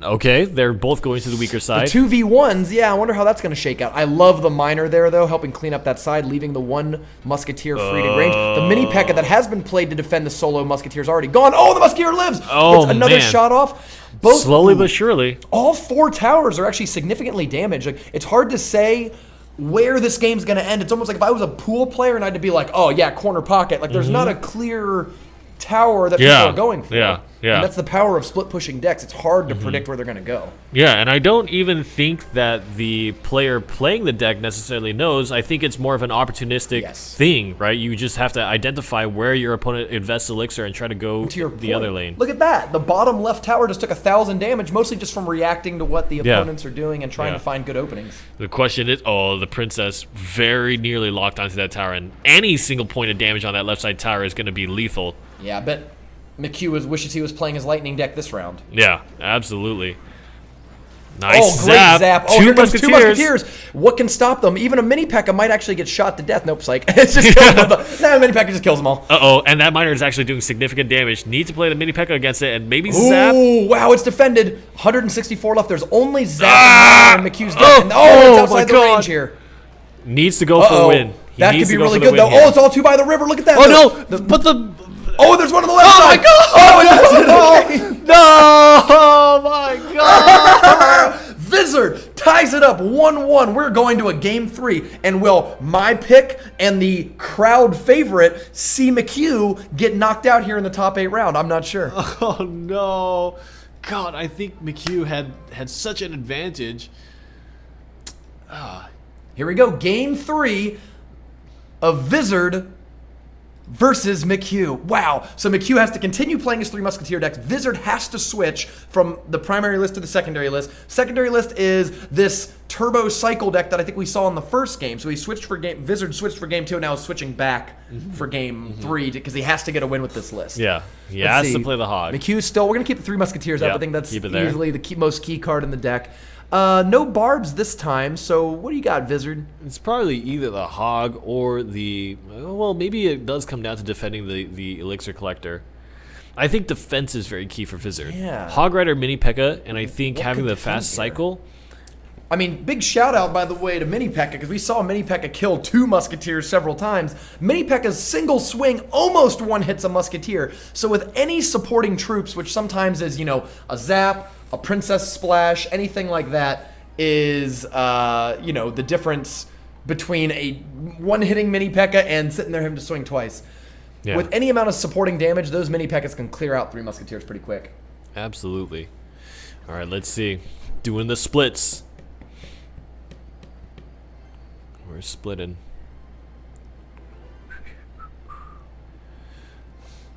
Vizard, what is your next play? He's going to put Princess in the back. And there's no CMQ has poison in the... No, he does not have poison in the list this time. Vizard does have poison, though, to deal with 3 Musketeers should that come up. Yeah. But it's unfortunate that McHugh doesn't have poison there because there were some very opportunistic ones, right? Yeah. The Elixir Collector and the Princess could have really nailed each other. Trade. Opts to not zap. They're just going to let them both go. McHugh could have zapped, but he's already a little behind in Elixir, and I wonder... It's probably smart not to because you don't want to fall that much further behind. Yeah. And really, Hog Riders depend on being ahead in Elixir. You really want to make sure that you're committing your Elixir advantage to the Hog Rider rather than anything else. Sure. So Vizard, I mean, as we kind of identified in the first time they played, losing a tower is really, really bad for Vizard. Or rather, having to take That's down, right. having to go to 2 crown towers. Vizard wants to win 1-0, Yeah. not have to play for a 2-1 or Yeah. 3-1 victory Yeah. because the much higher damage and extra shot of the King Tower Yeah. makes it harder to take the second tower for Ooh, Hog Rider nice. decks. So being aggressive is great for Vizard, but he needs to make sure he keeps his own tower health very, very high. Doesn't actually want to trade 1-for-1 though. Yeah. Oh, Yeah. great job by McHugh to win that duel. Kind of what we were talking about when we were kind of thinking about Hog Freeze, you really want to push all in right when you know the game is going to close out so your opponent has no opportunity to counterattack. Yeah. Because if you make that trade too early, if you're willing to one-on-one that trade too early, you get actually the short end of the stick. Right. Hey, great placement by McHugh there. I was expecting the Miner to end up where the Mini P.E.K.K.A was. Yeah. I would have played the Mini P.E.K.K.A in the same spot. And that little difference there gets you getting, 1 to 2 shots. Pretty key. Whoa, this poison, though, is coming in pretty hard. I think that Mini P.E.K.K.A... Oh, okay. Man. Good save there with the Fire I actually Spirits. thought there was an Ice Spirit there that froze a Hog Rider, but the skeletons behind weren't frozen. I actually thought the skeletons were going to run in front and guard the swing from the Mini P.E.K.K.A, which would have been really bad for Hugh.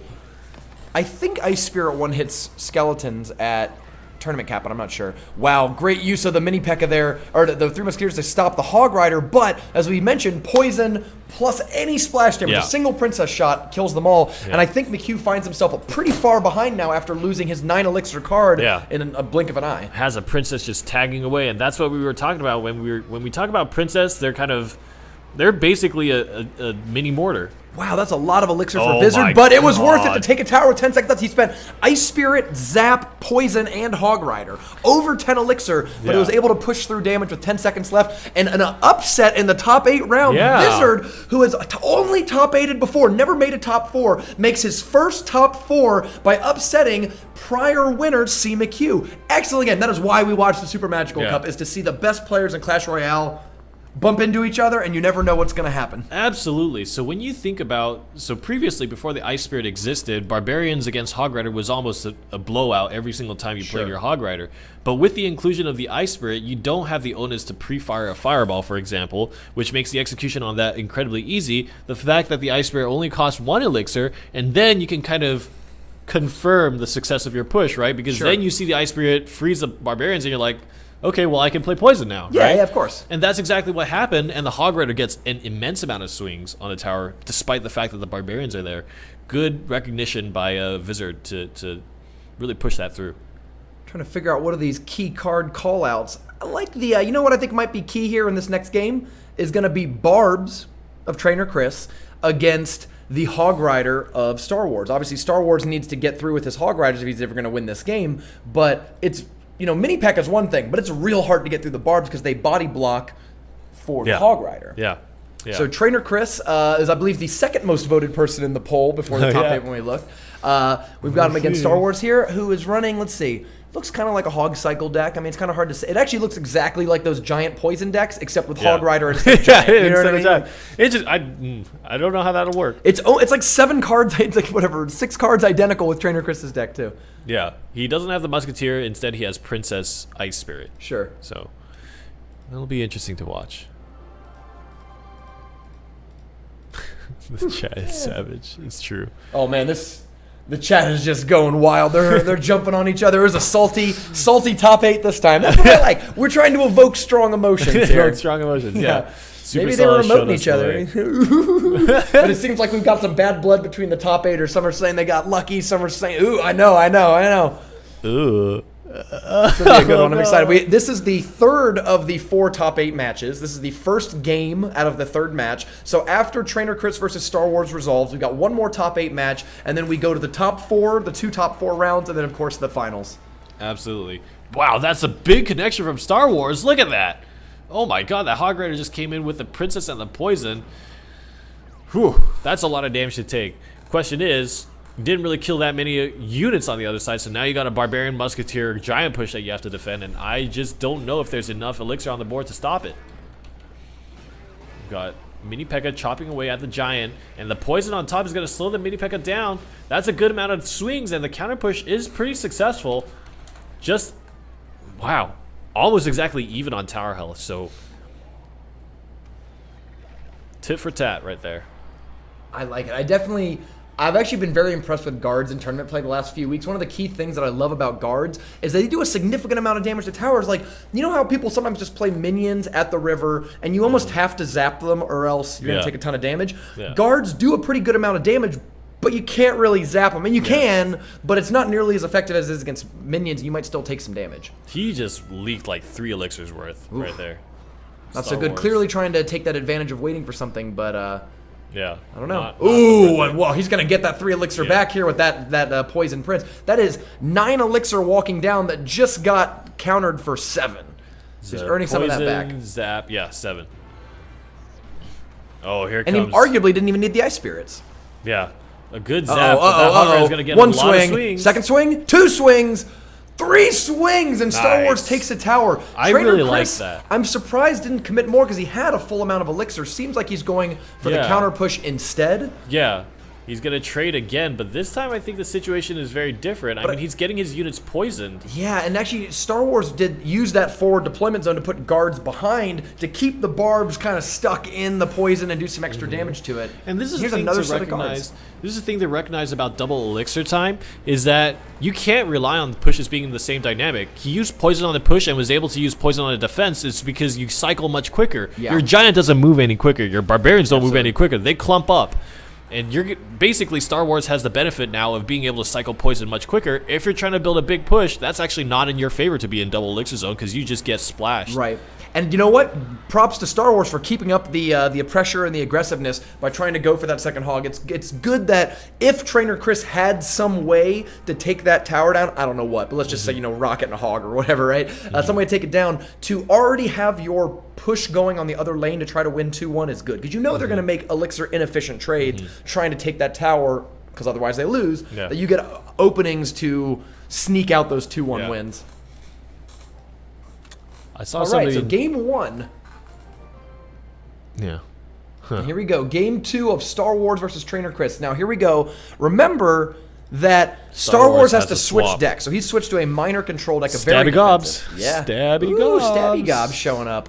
Trainer Chris playing the standard giant poison list, although the flex, actually a little change. He's running both Princess and Barbs. Barbs are replacing Mini P.E.K.K.A, which is the normal card in that list. So he's mixed up a little bit by replacing it with Barbs, and then the flex spot is Princess. So to identify a key difference between Mini P.E.K.K.A and Barbarians obviously have a larger health pool and are 4 targets instead of 1. Barbarians move incredibly slowly. But on defense, I mean, I haven't added up Barbarian's damage. Maybe we can see by the card. I can. Oh, the Barb's card? Yeah, we got per you. swing. They do about 200 a swing. They do 159 per swing in tournament caps. So when you multiply that by 4, they actually do a little less damage than one swing from a mini P.E.K.K.A. Like, they're very similar. they're like, oh, actually, is it? Hold on, my math is No, really they do. terrible. Yeah, you're about right. I mean, mini They P.E.K.K.A. actually does do more. more. They do more. Barbarians will do more because 150 times 4 is 600. So Mini if P.E.K.K.A. all- does. If all 4 Barbarians swing, they do Yeah. about like 600. Mini P.E.K.K.A. Right. does 572. So Barbarians are actually higher damage if you surround with them. But of course, they cost more and are more vulnerable to splash Yeah. damage out of like princesses, ice wizards, And they move things a like lot that. slower. And of course, they move slower, right? Yeah. But of course, if you're backing up a giant, that may not be a big deal because the giant, you're only moving as fast as the giant is moving for the most part. Yeah, absolutely. All right, let's get into this. Game 2, if Star Wars wins, Star Wars takes the match. If Trainer Chris wins, we're going to go to a Game 3, and I sure do love me some Game 3s. And we're back in the Bone Pit. You know what? Bone Pit might be my favorite, like one of my favorite ones to cast. I like Builder's Arena, I like Bone Pit. Those are two of my favorites. Bone Pit. This is where... Oh, good feedback from chat. Barbs do mini P.E.K.K.A. levels of damage, but they rarely all lock onto the same target. Unless it's a huge target like Giant, they tend to split up a little bit. And you might have situations where you want that split up damage, like here against these goblins. Yeah. Yeah. And, of course, the idea is that the mini P.E.K.K.A. doesn't lose... The mini P.E.K.K.A. doesn't lose its effectiveness as it takes damage, because essentially the Barbarians, even though they're more healthy, they do less and less damage the more Barbarians you kill. But mini P.E.K.K.A., 1 health and full health, still does 572. Star Wars goes ahead and gets his Inferno Tower on the board early. Now, this can be a risky play because you've telegraphed to your player, like, I'm going to try to defend your Giant with Inferno Tower, and you give opportunities for them to play things like guards in front. Trainer Chris waited a little bit to play them, which I'm not sure why. They probably should have been in front. He had the elixir, so it might have just been a fat finger move. Yeah. Ooh, Barbs is the poison. The poison should be almost done, but even then, even walk taking so two poison pumps is pretty deadly. They walk As a side note, I really like Barbs. I've been playing a deck on the ladder recently that has both Barb Hut and Barbarians in it, and I try to generate waves of like 6 Barbarians. Because if you notice, the 4 Barbs die right as they hit the river, but if you had like 2 extra Barbs, they would usually get there. Here comes a meta timeline plug. Barbarians have never fallen out of favor in the meta, ever. That's a good point. Yeah, so go check out our YouTube series, History of the Metagame, where we actually look at, I think in the 2nd episode is the only nerf that has ever occurred to Barbs. Barbs have not been changed, buff, nerf, nothing. And it never changed how much they Since were paid, beta. too. They're just always been a comfortable pick for a long time. Ooh, I like that Musketeer behind the King Tower. It helps you guard against sort of any situation where it's going to go. The Musketeer shot left to help defend the Elixir Collector, but then went right. Yeah. Ice Wizard tagging on a good amount of damage to the tower. A little bit of a split push. Stabby Gobs.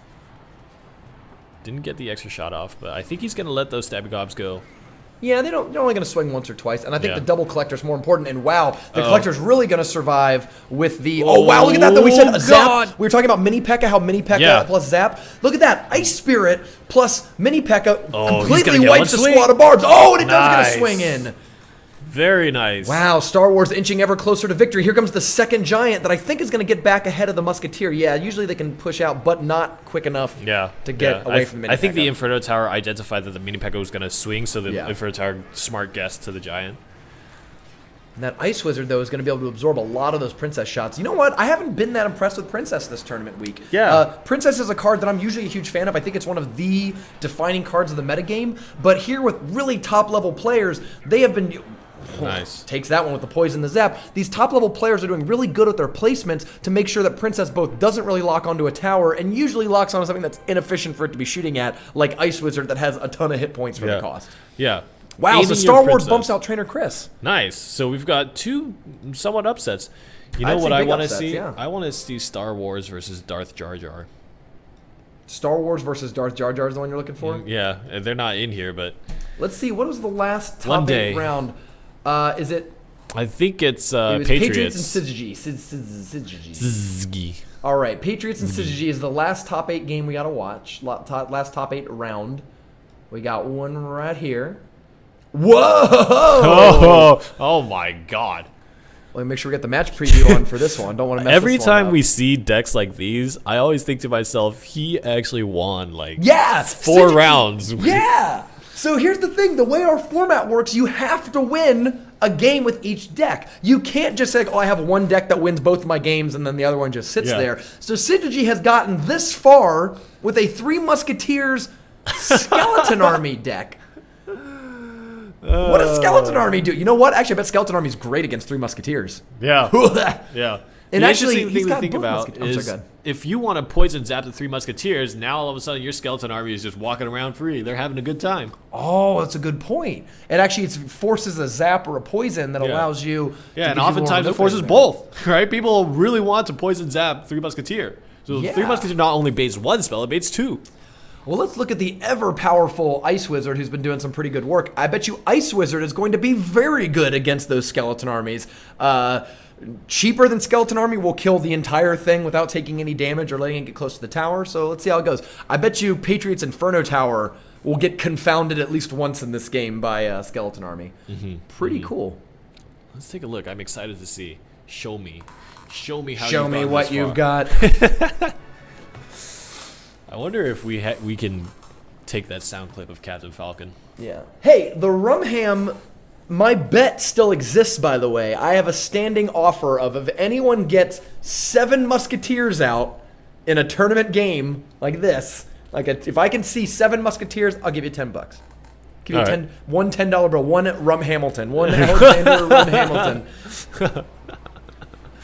We'll see. We'll see. All right, so there's the poison out, which opens up, I guess, Skeleton Army. Like I don't even, we don't know when Skeleton Army gets played. What does this card even do? Yeah. Probably good against Mini P.E.K.K.A. too. Yeah. 4 for 4. We'll see. What level are the Skeletons of Skeleton Army? They are level 4. So one of the reasons why Skeleton Army is kind of a stinko malenko card is that they doesn't even make level 9 skeletons. Like it makes level 4 skeletons. So when you look at the DPS between like being surrounded by level 4 skeletons versus level 9 skeletons, the level 9 skeletons do a pretty comparable amount of damage. I don't know why Skeleton Army just doesn't make the right level skeletons. I mean, that's about like what, a 50% decrease in its damage. Yeah. Right. The interesting thing too is about Skeleton Army. There's actually so many of them that you get diminishing returns because you can only get. Yeah, only so many can get Yeah. there. Right. Yeah, they block each other out. That miner was super defended. That miner to get blinked off the board pretty quickly here. And with the guards on the 3 Musketeers, not looking too good for Syzygy right off the Here bat. comes a pretty decent. Okay. Blap, blap, blap, blap, blap, blap, blap. All right. Play that Skeleton Army. Now there is Zap. He's got a Patriots has watching. to. I think if Patriots plays that Zap, Skeleton Army comes down. Yep. He looks like he wants He's to. thinking about it. There's the Zap. All right, show me. Show me, Syzygy. Show me. It's gone. It's The Zap's time. gone. Zap's gone. Zap's You gone. saw it. You saw both poison and zap. Show me now. Thinking about it. Yes! Oh, we get it! go! With the Musketeer behind. Oh, it's And an there's Ice the Wizard. cleaning them up. You know why? Ice Wizard doesn't one-hit level 9 skeletons, but he definitely is going to one-hit level 4 skeletons. Make Skeleton Army great again. Level 9 skeletons, it's that easy. This is a thumbs down moment for. Oh, that's thumbs up. This is thumbs down right now. Yeah. I do like Skeleton Army. Maybe it's more of a defensive card. Yeah. Well, that's definitely how they played in Arena 3 and 4. Back early in the game's history, Meta Timeline, go check out the video. One of the things I used to love doing was Skeleton Army with a Mini P.E.K.K.A. in the middle. Oh, yeah. It's like, how do you get to the Mini P.E.K.K.A., you know, Yep. with all the skeletons blocking it? Yep. Wow. Even so, you see why Three Musketeers have become popular again. Oh. Wow. Oh, no. Fire Spirits, buddy, was over on the right side. Even though the poison was there, the Musketeers did enough damage to kill the miner, right? So they're still very useful, even through a poison. Yeah. So I mean, Syzygy has made some kind of a push. He's done some amount of damage. He's made something happen here. Right. Now play that Skeleton Army, buddy. He's got the poison down. The zap's down. Clearly, I don't know anything about leading skeleton armies. All right, here it comes. Here's opportunity number 2. Show me. Oops. Please make it happen. Just Skeleton Army the Miner. I don't care. Yeah, I want to see it on defense. It's sitting in your hands. Maybe Syzygy just likes to play 7-card decks. I mean, that is one way to guarantee that the Miner never tags onto what you just Yeah. played a Skeleton Army. I think between poison, ice. Oh! There we go. We got one, and that's. Oh, now the Triple Musketeers are enabled. You There only we have go. Zap. There Here we we go. go. That's it. Done and done. So, Yeah, I think between Ice Wizard, Poison, and Zap, it's pretty hard for those 3 Musketeers to find their home. Uh-oh, we're going for it here. Instead, the split push is no longer a split. We are going all in. Oh, the Zap. It's the Fire Spirits! And that's going to be a pretty slow warm-up, and they're shooting the right Musketeer, shooting the tower. Oh my God! Oh my God! That's enough. Split those Musketeers again. Nice. Good. Oh, 1,000 watch here, out. though. That miner can do a pretty good amount of damage with the poison because the poison slows the attack speed of the tower. Oh, God. Good defense. Really good defense by so the Patriots. miner does not lock on. This is Patriots tournament kind of hardiness kicking in for him. Yeah, very Suji experienced is so tournament player. close. Oh, there it goes. Between the poison, I think that miner's going to take it down for Patriots. No. It's It's locked on. The Oh, it dream is dead. does! The Patriots dream knocked is him dead. out. And I was thinking that Sinji looked pretty good that whole time, man. Especially with only he 2 came left. really close. I was about to throw Shake. the chair. Yeah, we were getting excited there. It was ready for Skeleton Army to make its first ever win in the Super Magical Cup. Let's see. We have game 2. I'm trying to find it here. So that was Synergy Patriots game 1. Game 2, and all right, Patriots has to switch deck. We know that for sure. Whoops, let's get this one up here. Patriots has to switch decks, and switches to the Expo Lightning Log deck we saw earlier. I'm pretty excited to see this one again. It's a thing. And if Patriots wins this round, it's certainly a thing because then Patriots will make the top 4 and get not only YouTube but Reddit fame. Is there anything better? Okay, and on the red side, you know what? We've been featuring a lot of troops and not quite the defensive towers. So let's look at this Inferno v Expo match. If the Inferno tower is able to stop all, not only can it counter the Expo, right? You can play it right across the river, but it'll also probably prevent those mini P.E.K.K.A.s and guards from actually dealing damage to a tower. Yeah. It'll be pretty interesting to see how it goes. Now the question is, Synergy in his first top 8 probably doesn't have a lot of tournament experience against Expo decks. Yeah. And that's something that could really catch you off guard because it's such a weird deck. Like, who's ready for the Log Lightning Expo? Yeah, like, well, how do you even process that situation? Yeah, when you're putting these cards in your hand, you're like, oh yeah, I'm ready for this one. I know exactly what to do. Let's take a look. But I do like these Inferno-centric defenses. Patriots they're saying really thought I was going to lose to Scarby.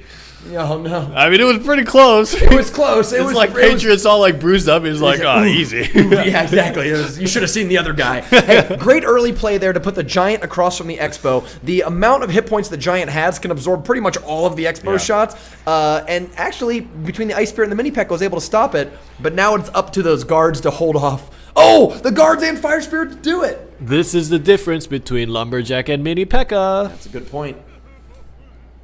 Crying face. We don't have that card. Bink. The miner even just sounds like he does shit for damage.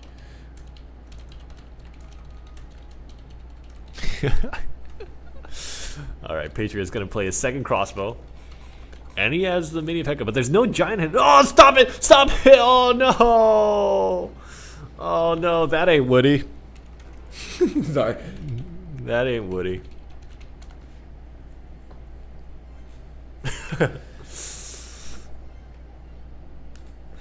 Wow.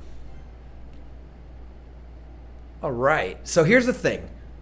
Log has made a top 4 before. Will we see a second appearance of the Log? I'm actually, you know what? Patriots is running this Expo Lightning deck, but I was so impressed by C. McHugh's Minor Lightning that I kind of want to see more of that. That's definitely like featured deck of the week to me. Like, that's been such a, I was really impressed with those games. I'm kind of unfortunate that C. McHugh wasn't able to pull it out because I would love to see more games with that. So the other thing too is that McHugh, every single time he played Lightning, was just kind of really getting big effect out of it. I mean, every single time it was like a very good choice to play it. And I think that's been something that a lot of other players have been lacking. Sure. All right, here comes that Inferno Tower. And again, it's an early Inferno Tower. You're really telegraphing it, and you allow your opponent to drop things like poison and start to slow it down before it ever actually locks onto anything. But great use of the guards. Nice. I mean, if you ever see these Inferno Tower-centric defenses and you're wondering how do they work, most of these Inferno Tower defense decks are running Inferno Tower along with like Zap, Goblins, Guards, those sort of things. And they use the Zap, the Fire Spirits, the Guards to gum up whatever's coming for the Inferno Tower and let the Inferno Tower warm up and do that serious amount of damage. Yep. All right, Inferno Tower onto there's a You miner can see in how front. it's, that's see you later alligator to that giant. And the Musketeer The is crossbow next. survives. Oh, it does, and he has a full health mini P.E.K.K.A, so you can't just ignore it. Oh no, he's saying good game. We've already got the good game from Syzygy as the Expo tears it down. Oh, buddy.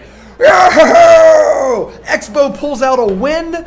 Patriots wins 2-0, and we have our top 4 locked in. There's something incredibly satisfying about the amount of damage that the crossbow does. Once you see a lock on, you know that you're in for a ride. Absolutely.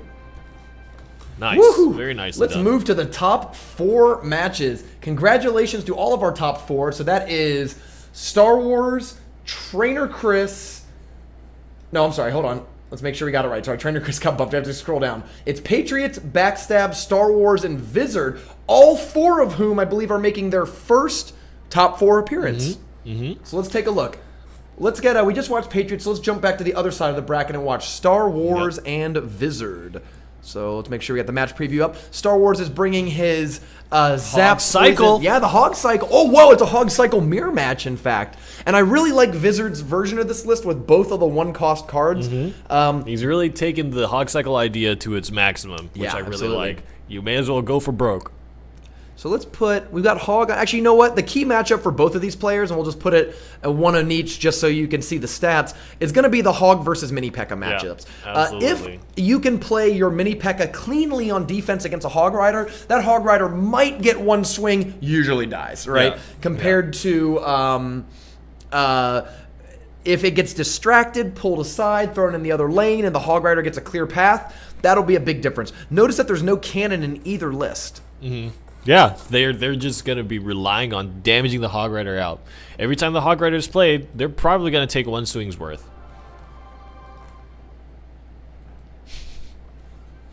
Super Magical Cup, where are you from? We're from the arena, buddy. We're from Legendary Arena. Yeah, that's where we live. Got there once upon a time, I swear. You can check my profile. And it's a good point. Actually, I don't think only Star Wars has guards. Vizard does not have guards. He's relying on skeletons, which means that skeletons are vulnerable to being zapped in those key moments where the Mini P.E.K.K.A is coming down towards your lane. Yep. Just like that. If that happens every time where the Hog Rider only gets one attack. Ooh, nice.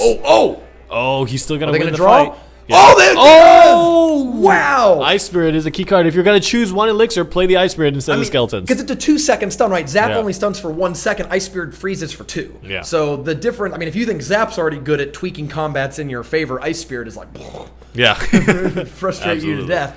Yeah. Ice Spirits, man. Ice Spirits.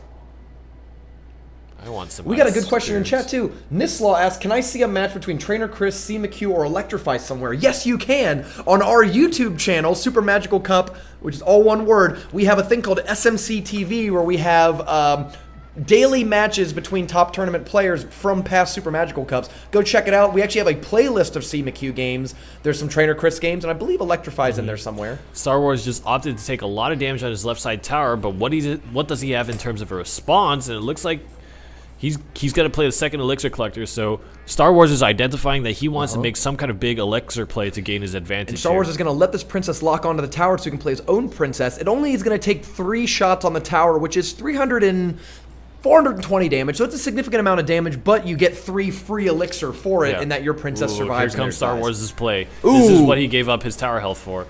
That's right, that's a huge push. Man, that's a lot of elixir there, and it doesn't seem to be quite working out. That poison stifled not just the Hog Rider, but of course the guards behind it. Yeah.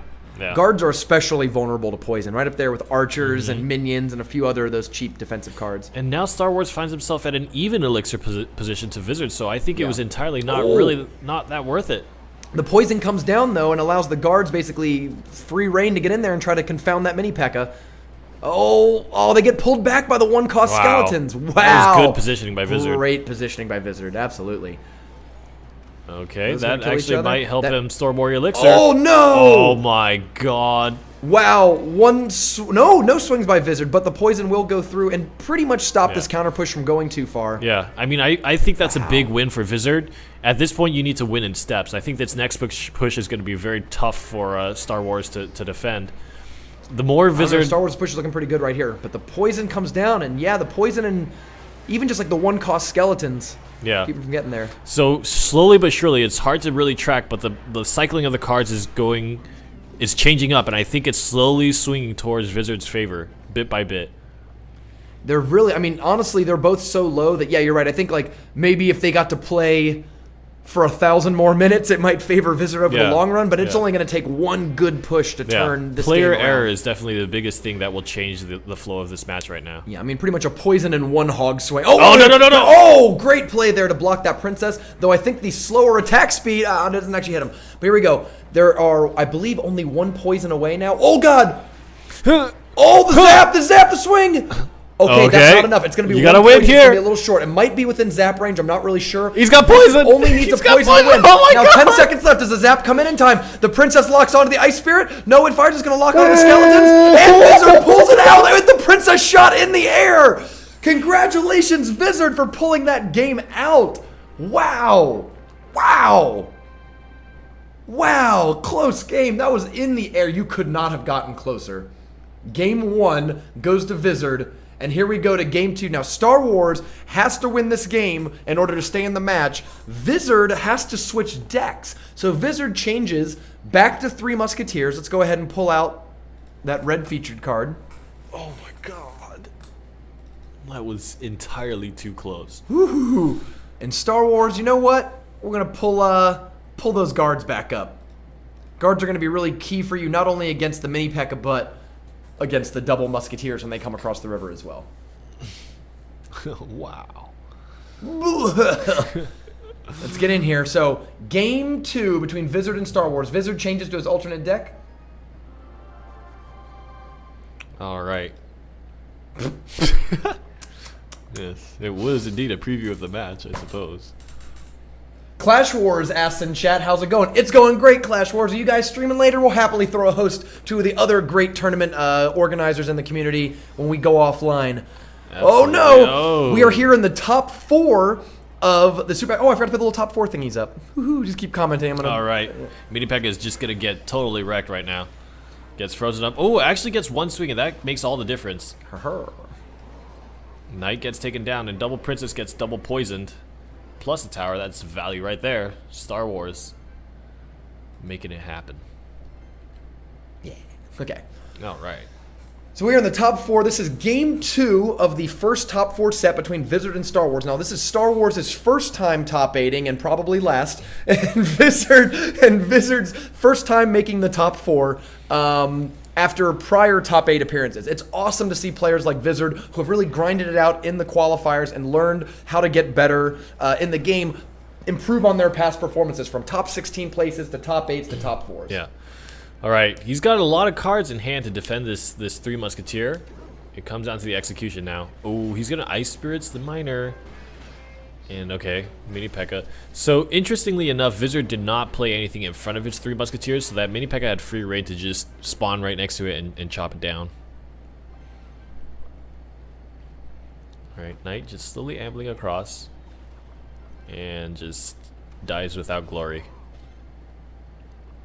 Now, the important thing is that Star Wars is going to get pumped up because that is the key. Like, when I see decks with Elixir Collector and they're not really aggressively playing Elixir Collector, I sort of wonder, like, well, why would you play the Collector, right? Like, one of the key goals there is that you can collect every time that there's an opening and you eventually build up these huge, uncounterable Elixir advantages. I feel like instead of casting the Hog Rider that didn't really go anywhere, he would have been better off playing Pump instead, right? Play the Collector and try to defend.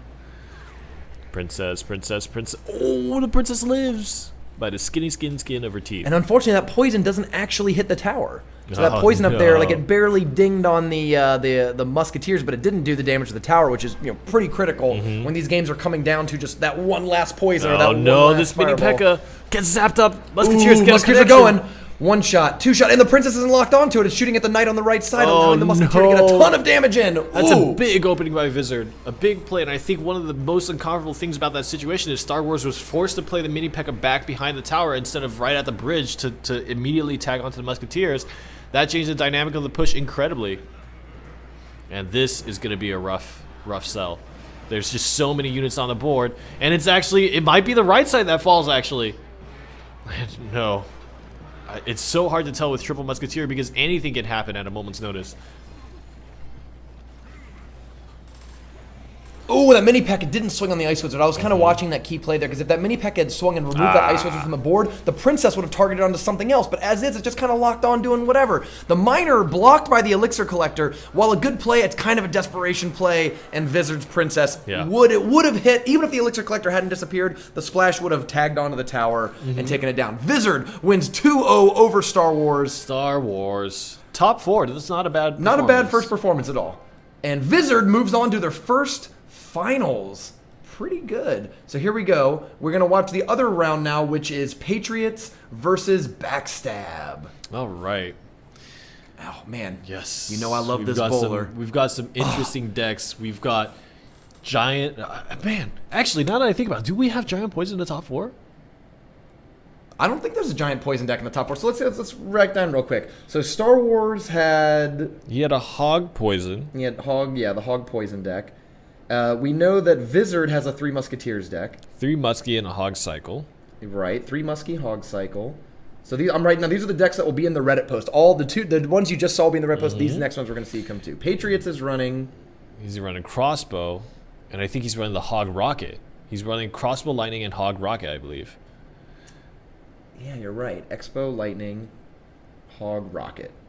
I think we'll see that here in a second, I guess. Backstab is running Giant Bowler, and we'll see what the other deck is. I don't actually remember the other one off the top of my head. But here we go. Okay, so we take a look here.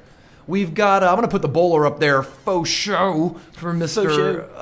Backstab. And blue, what do we want to put here? Oh, Expo for sure. All right, so who do you think? These are very different decks. Who do you think you're going to favor in this matchup? I kind of think the Bowler deck's got an advantage here, right? Because the Giant can be placed in front of the Expo. And of course, the Bowler, besides being lightning resistant, is a pretty good damage soak and long range attacker against the Expo. I kind of think Backstab's got the deck advantage at least. Yeah, in my mind, Backstab.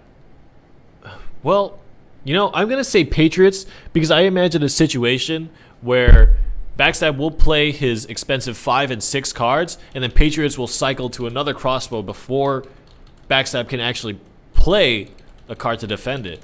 I think that's going to be really the key interaction here for Patriots is cycling his Crossbow. So it's not the first Crossbow that'll do the damage. It's the one after Backstab has played all his expensive cards and has no more Elixir. Or he's played all his cheap cards and doesn't quite have enough Elixir for the body blocking, and the Crossbow will tag onto the tower and probably give Patriots a win. All right. Let's take a look. Let's see. What I really want to see more than anything is some excellent Log play. Log is a card that I think is so fringe good. Like, it's not bad. It's got the right cost. It does the right amount of damage, and it just sort of needs the right deck and whatever that is there, right? That allows it to live. Absolutely. And I see Risk for Life before asked the question, says, what do you think is the most underrated card right now? I don't know about most underrated, but I definitely think Log is up there. Yeah, Log's definitely up there. Knight might be up there. It was one of those cards that no one really ever talks about, but it's solid. It finds a lot of use in play. Yeah.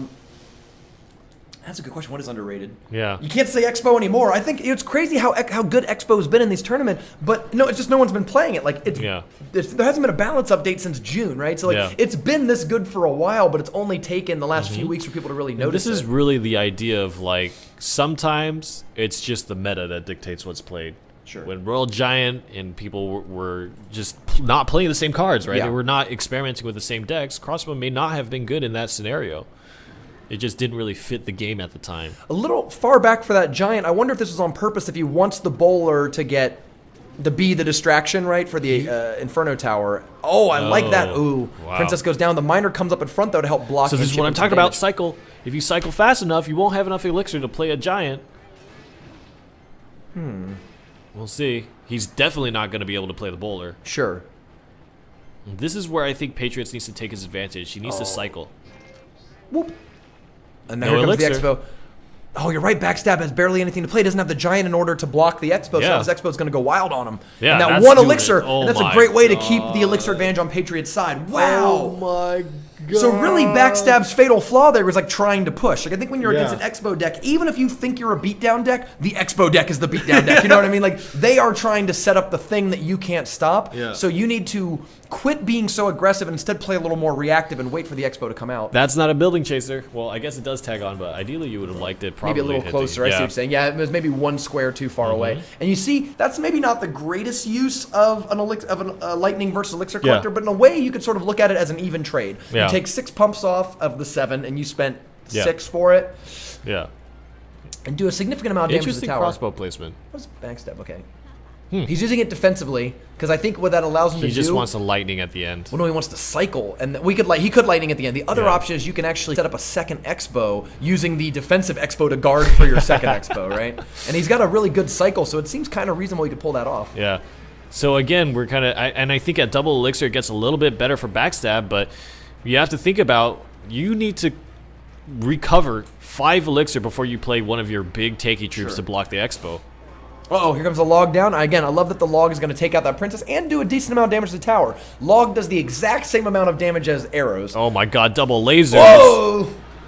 Man, Patriots. Patriots wins game 1.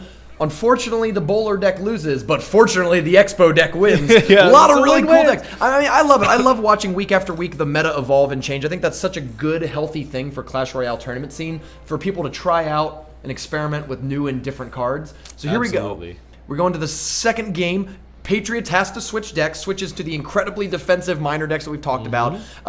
So many good defensive tools in Patriots list. Backstab sticks with the bowler deck, so let's go ahead and switch Patriots from red to... Let's actually call out that Inferno Tower again. This is really going to come Yeah. down to, can Backstab be creative enough with his pushes to get around that Inferno Tower? Because really, Patriots deck doesn't attack so much as just loosely grind out wins on the back of Minor and Poison. If Backstab can put together one big giant bowler push that doesn't just totally flub to the Inferno Tower, I think he pulls this game out. Yeah.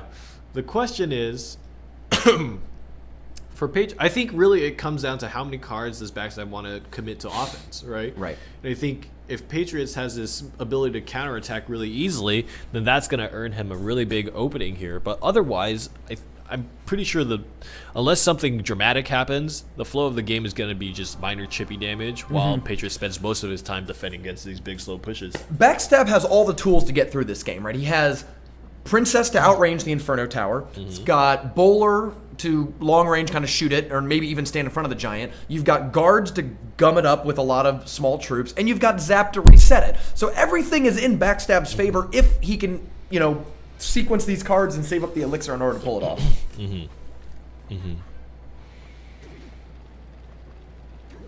Ooh. Nice. Clash Wars and chat's rooting for Patriots. Patriots. He's definitely a good Backstab. player. Now, is this the Backstab that plays Hearthstone? Is my question. We've had some mistaken identities in the past, but I do know that that the Backstab who plays Hearthstone is also a Clash Royale player. Huh. Well, And if we you're could a good definitely, player, You would is- come to the Super Magical Cup. Does he play Hearthstone for Hammers Esports? Oh! That's a good question. And Yeah, we'll see. Maybe you could just send us a message on Discord or something. Sanders asks how much time is left in the tournament. We are in the second of the top 4 rounds, so as soon as this is over, this is game 2. We might go to a game 3. We will then move on to the finals after that. So I would say at most, 4 more games, 5 more games? Yeah. Yep. Minor onto the collector. Nice. And the bowler finally makes it. It's Oh, doing let's damage get to the swinging tower. once, swinging twice. Eat, sleep, bowl, repeat. Nice. Eat, sleep, bowl, repeat. If this is your first time watching the Super Magical Cup live, we normally run from about noon Pacific to 3 p.m. Pacific. So that's 3 to 6 Eastern. If you're in Europe or Asia, I don't know, it's a lot different time. But yeah, so it's coming up. It's about 2:40 right now Pacific time. So there's maybe about 20 minutes left in the broadcast. And so far, these decks have been just as nuts as last week, honestly. Absolutely. I mean, Expo is still around. Bowler is still making top 4 appearances, which is great. Inferno Tower gets committed early. There ain't no giant, nor is there a bowler on the table. Oh, Backstab is not the Hearthstone Backstab, he says in chat. He's somebody else. No, I don't play Hearthstone. All right. Now, once again, we talked about this earlier. Princess, you play the Inferno Tower early. You're telegraphing that Inferno Tower pretty early. The Princess is there to start shooting. I feel like the Princess could have been played a little closer to the river in order to be outside of poison range, but then you would have been vulnerable to something like an Ice Wizard at the Absolutely. river shooting Oh, across. Oh no, double God. lasers. See you later, alligator. To that giant. I don't think that giant's gonna be able to push through in time. Yeah, it's kind of. Oh lovely yeah, what look at that. Inferno- That last. Oh my god, that last chunk It of just damage. takes away such a huge chunk. And honestly, it's not just the Inferno Tower, it's all of the other tools that Patriots deck has to enhance the Inferno Tower. Absolutely. Zap, Guards, Ice Wizard, all complement the Inferno Tower very well on defense. And Really maybe that's why great. Lightning's so popular. Yeah, I think so too. Patriots 34 defending his 2 elixir collectors very, very well, and slowly swinging in his favor. He's finally putting up a counter push now. Oh no. And the bowler, we show one of the weaknesses Oh, of the bowler, mini P.E.K.K.A. unfortunately. Oh my Oh God. Oh wow. Got one swing. We see one of the weaknesses of bowler though. Bowler shoots only in a straight line to the direction he's facing, and one of the best ways to counter bowlers is to put things on different opposite sides of them to minimize the effectiveness of the splash damage. Patriots right? has done it. Takes Poison, it home. zap, minor. It's about Patriots. And you know He we threw down the gauntlet at the start of the broadcast. Said it's did me. he? He said, I'm gonna win. Oh, He said, I'm wow. going to win. And Patriots, you can confirm that for me in the chat, but he was just like, this tournament's mine to take, and that confidence. You know, I talked to him before. He usually tunes into whatever I do, open qualifier Oh broadcasts yeah, or we whatnot. do qualifiers now. We're starting to broadcast more, so we're starting to broadcast our weekly qualifiers on Mondays, Tuesdays, and Wednesdays, and of course we've got Fun Day Friday streams on Friday as well. So what you see him in the qualifiers? What'd you pick up from that? And, you know, the first time he tuned in, he was talking about, I think he was feeling like a little bit down. He was feeling a little bit upset, like, oh man, like, I really hope to show you guys how good I am at the game. Okay. And I told him, hey, you know what? Like, the bracket format is very different than what you normally play in Clash Royale, and having 2 decks and submitting a decks and being smart about the decks you submit is really important too. And I think since then, he's been kind of tuning in and kind of, you know, he's been trying, he's been working hard, he's been improving as a player. And slowly but surely, I mean, look at his performance today. 2 fantastic decks. I think decks that when I look at them, I think, like, this is a very comfortable deck. It's kind of like watching Woody, right? When you watch Woody, you see his decks and you're like, I have confidence in this. Yeah, you know, yeah, of I course. feel like this is a very solid deck that gives him the tools that he needs to succeed in this tournament. And I feel like Patriots is doing that very well. But not to say that he's the only person left in this tournament. Sure. Vizard, on the other hand, a name that we've seen for a long time in the Super Magical Cup, has made a fantastic performance for himself with another deck that I think is absolutely fantastic, bringing Hog Cycle back in a way that we haven't seen in a long time. Yeah, I love the innovation of using both 1-cost cards along with Elixir Collector. We saw for a while that Hog Cycle decks were not playing Collector, they were just 8 combat cards and trying to cycle quickly. I like that Vizard can actually play defense by going, you know, Collector, Skeleton, Ice Spirit, Zap, Princess, Collector, right? And get 2 collectors out on a really cheap cycle, and then only when you want to really put the gas on do you start cycling your offensive tools. Yeah. Let's get right into this game. All right, let's do it. I would say it probably favors Patriots with the Inferno Tower, but the Hog Rider is very fast and can like break through those little timed openings between Patriots' Inferno Tower being up. There's no other card that punishes a 4 elixir and a 5 elixir difference, or even a 3 elixir of the cannon and a 5 elixir of the Inferno Tower better than the Hog Rider, right? How many times you play the Hog Rider, you're trying to play your Inferno Tower, and then it pops up and the Hog Rider still goes for the tower. Sure. You know, so many times. Patriots does confirm in chat. He said, I'm going to win. Wow. Broken clock's right twice a day, right? I don't know. It remains to be seen. Vizard has actually really impressed me. The performance of, like, okay, so Vizard in the Super Magical Cup has been almost like a gatekeeper character. Like, always makes the second or third round, that's never good. gets punked out in the first round, but was usually the person that you would beat to get to the top 8. Yeah. So to see this evolution of Vizard into a finals tier player, and especially in a pretty stacked top 8, I mean, we had some very good named players, is just awesome for Vizard's development as a player. I'd love to see more Vizard in the future, but Here it we comes. might have more Vizard to see Here it today. comes, here it comes, here it comes. Whoa, Oh, there's that first one. Oh, great. It's Ice going to win. Spirit. It's going to win. Oh, he's going to get The Oh, guards, no, the the guards guards, come in the to block. guards. And, you know, really, Okay. guards have to come in or else. So the problem here is now Vizard is 3 elixir up, and he's going to take that 3 elixir and spend it on the princess. We'll see. Okay, now he's quite a bit of elixir up. Absolutely. And he's got the collector down. Vizard took a big advantage of that. I mean, it's not often you see 4 elixir advantage. Yeah, and then you can use that advantage to push it. Defend it? Oh, he's gonna defend it. Oh no, he doesn't. He goes on the wrong side. I was just gonna say, like, you know, it's funny you put him together because he can't really poison him now because he's got to go after the lower health tower. Opts to just take that elixir collector down to 0, and I don't think it's gonna get a pump either. It doesn't. Wow. Wow. You see the difference, too, between 3 skeletons and 4 skeletons. When skeletons was nerfed from 4 to 3, the DPS took a huge hit, right? Yeah. I think if those were still 4 skeletons, that would have helped. Oh, I think you just dumped yourself. Okay, no. Okay. Boop. He really had a very uncomfortable cycle. It was Hog, Collector, Zap, Poison. What do you even play today? Yeah. Ooh. That just sucks. 1, 2. Two Hog swings. How many hog swings does it take to beat an Inferno Tower? A lot. Yeah, a lot. Oh, he does get the It's zap too many. through. And another poison. All right, You can just see how defensive and grindy these minor control decks are. Like, Nice. what gets through this defense? You know Yeah. what I mean? This Hog Rider is doing a good job, and it's up to now we're in double elixir. Wizard's going to cycle really quick. He can cycle to a second Hog Rider by just throwing out cards. Yeah, I actually wonder if he might be able to do something like hog behind the king tower, both of the cheap cards, and then a hog in the other lane and have 2 hogs running at the same time. Yeah, it seems like Wizard is pretty adamant about this collector plan. Oh, wow, and he's really going to eat some poisons for it as well. They're really giving each other, I mean, I don't think we've ever seen in quite this method this much adamancy about taking down your opponent's collectors.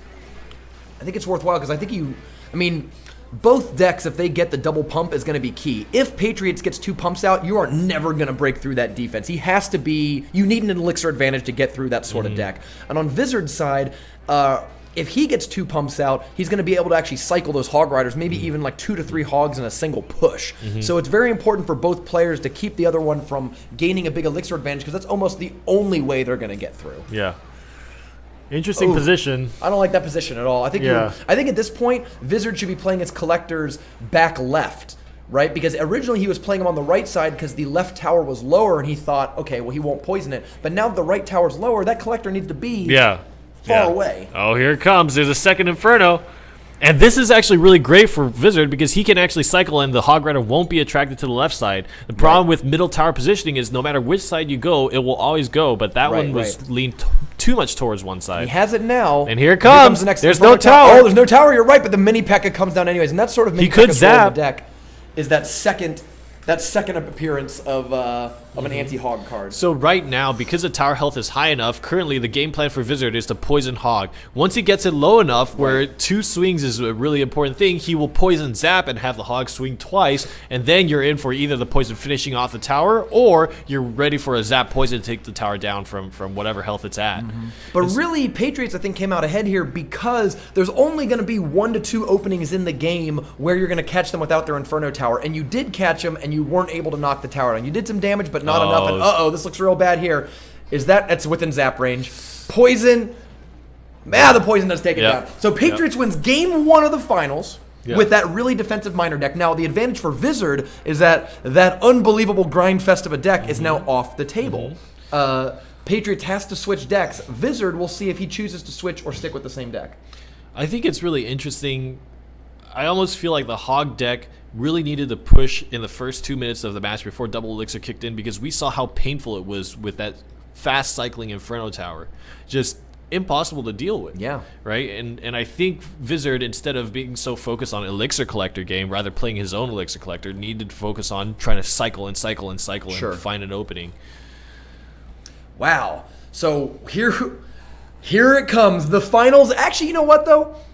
Game 2 of the finals. If Patriots wins, tournament's over. Patriots is the champion. He is the prophet. That's right. If Wizard wins, we're going to go to a game 3. But I want to take a moment to say that this game is really the culmination of the meta that we've seen developing the Super Magical Cup over the last few weeks. We saw giant poison beatdown decks being incredibly dominant for the first few weeks of the season, and the meta reacted by Three Musketeers decks coming around. Well, Three Musketeers deck is a control deck. Control decks beat beatdown decks. Well, the meta reacted to that by developing very high-quality siege decks, because siege decks beat control. If you're trying to save up for 9 elixir to play Three Musketeers behind your King Tower, you're leaving a huge opening in your game plan for somebody to quickly set up mortars, expos, etc. at the river and lock onto the tower while you're like, oh, I was trying to play things really far away. Right?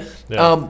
And even the culmination of just the 2 cards, right? Boiled down, Giant Poison, Three Musketeers with the Giant was great against Giant Poison.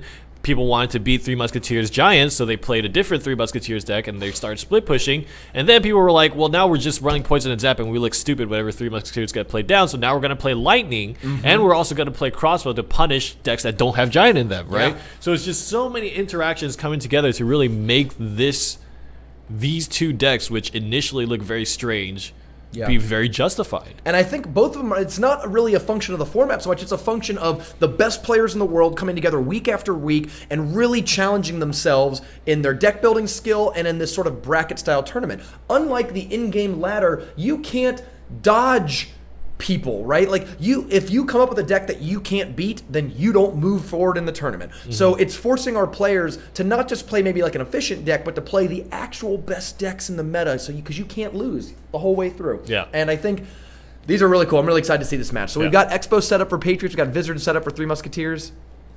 Let's watch this. Game 2 of the finals. Could be game set match. Patriots 34, Patriots 34. I've got my grip.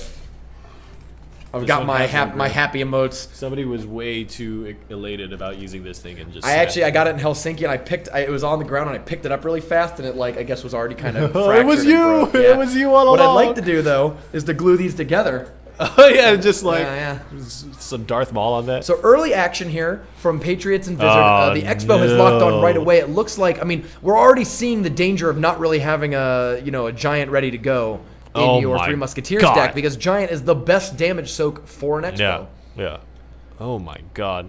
However, like Hog Riders, the first Mortar is the best one. The first Expo is the best Yeah. one. They're not expecting it. You can catch them off guard with it. I don't expect Wizard to be caught nearly as surprised to the second and third Expos that are played. And now he has the opportunity to play Three Musketeers. He plays the Knight first. Very interesting. Inferno Tower played a little bit early, means that some chump units can be put in front of it, and maybe that's going to be the Ice Spirit? Ooh, let's get a little slow with Patriots there, but that Lightning, wow, I forgot actually about how good the Lightning's going to be in that Expo deck. That Lightning really prevents any any Three Musketeer split from gaining a lot of traction, really. Yeah, nice. And Ice Spirit defense, one shot. Value.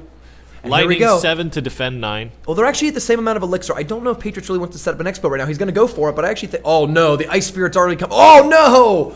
What was the point of the miner there? Yeah, Might you have might as been an well accident. play it next to the crossbow. I don't know if that was an accident or not, but I think we are going to see another very deadly looking Expo. Mini P.E.K.K.A.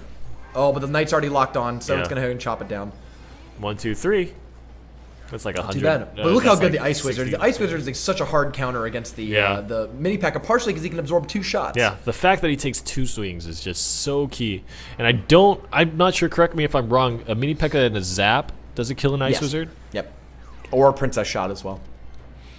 So that's Oh, here's another Lightning. So we've seen how effective the Lightning is against Three Musketeers. It almost is like, I don't want to say it's an auto win, but it's certainly one of those cards that undermines their key strategy, which was, well, I'm going to split push. Yeah, absolutely. You really need to play your Three Musketeers as a punish rather than as a save for future card. And this deck, to that point, the best time to play Three Musketeers is when a P.E.K.K.A Log it. giant golem is coming down your lane, but an Expo deck's never coming down your lane. Yeah. And Nice. if you have the unfortunate, if you play all Three Musketeers in front of the Expo, what's going to happen? They get Lightning, right? Yeah. So the combination of Expo and Lightning has really put Wizard's deck in a hard situation here. But with 10 seconds to go, you never know. You never know. And I mean, the Lightning is chipping away at that left side tower, and soon enough, both towers are going to be under threat, and that's going to put Wizard in a bad position. We have about 3 minutes of overtime, too, where if Patriots really wants to, he can switch to more of a lightning cycle strategy than trying to even set up the Expos. Yeah. I mean, it's been a while since he played his Expo, and this might be his pretty opportunity good push coming here down right after here. Lightning. Oh, all 3 of them get hit because of the pause. Mini P.E.K.K.A. Mini P.E.K.K.A is coming in. He's just, Wizard's down. That's 9. That's a 6 for 3 trade. One of the biggest trades you can get. He only gets 1 swing Lightning. in. And Lightning is there for the game. Patriots is only a few seconds away from tying up his first Super Magical Cup title after a pretty dominant push through the top 4. 2-0ing in the top 4, 2-0ing in the finals with an Expo Lightning log deck? Yeah. Hey, talk about cards that you thought weren't good. Not only is the Expo back in the meta, Lightning is now being used, and the log is being used. Wow. So let's take a look at the finals here. We can update it. We're going to watch here in the pre-show lobby thing.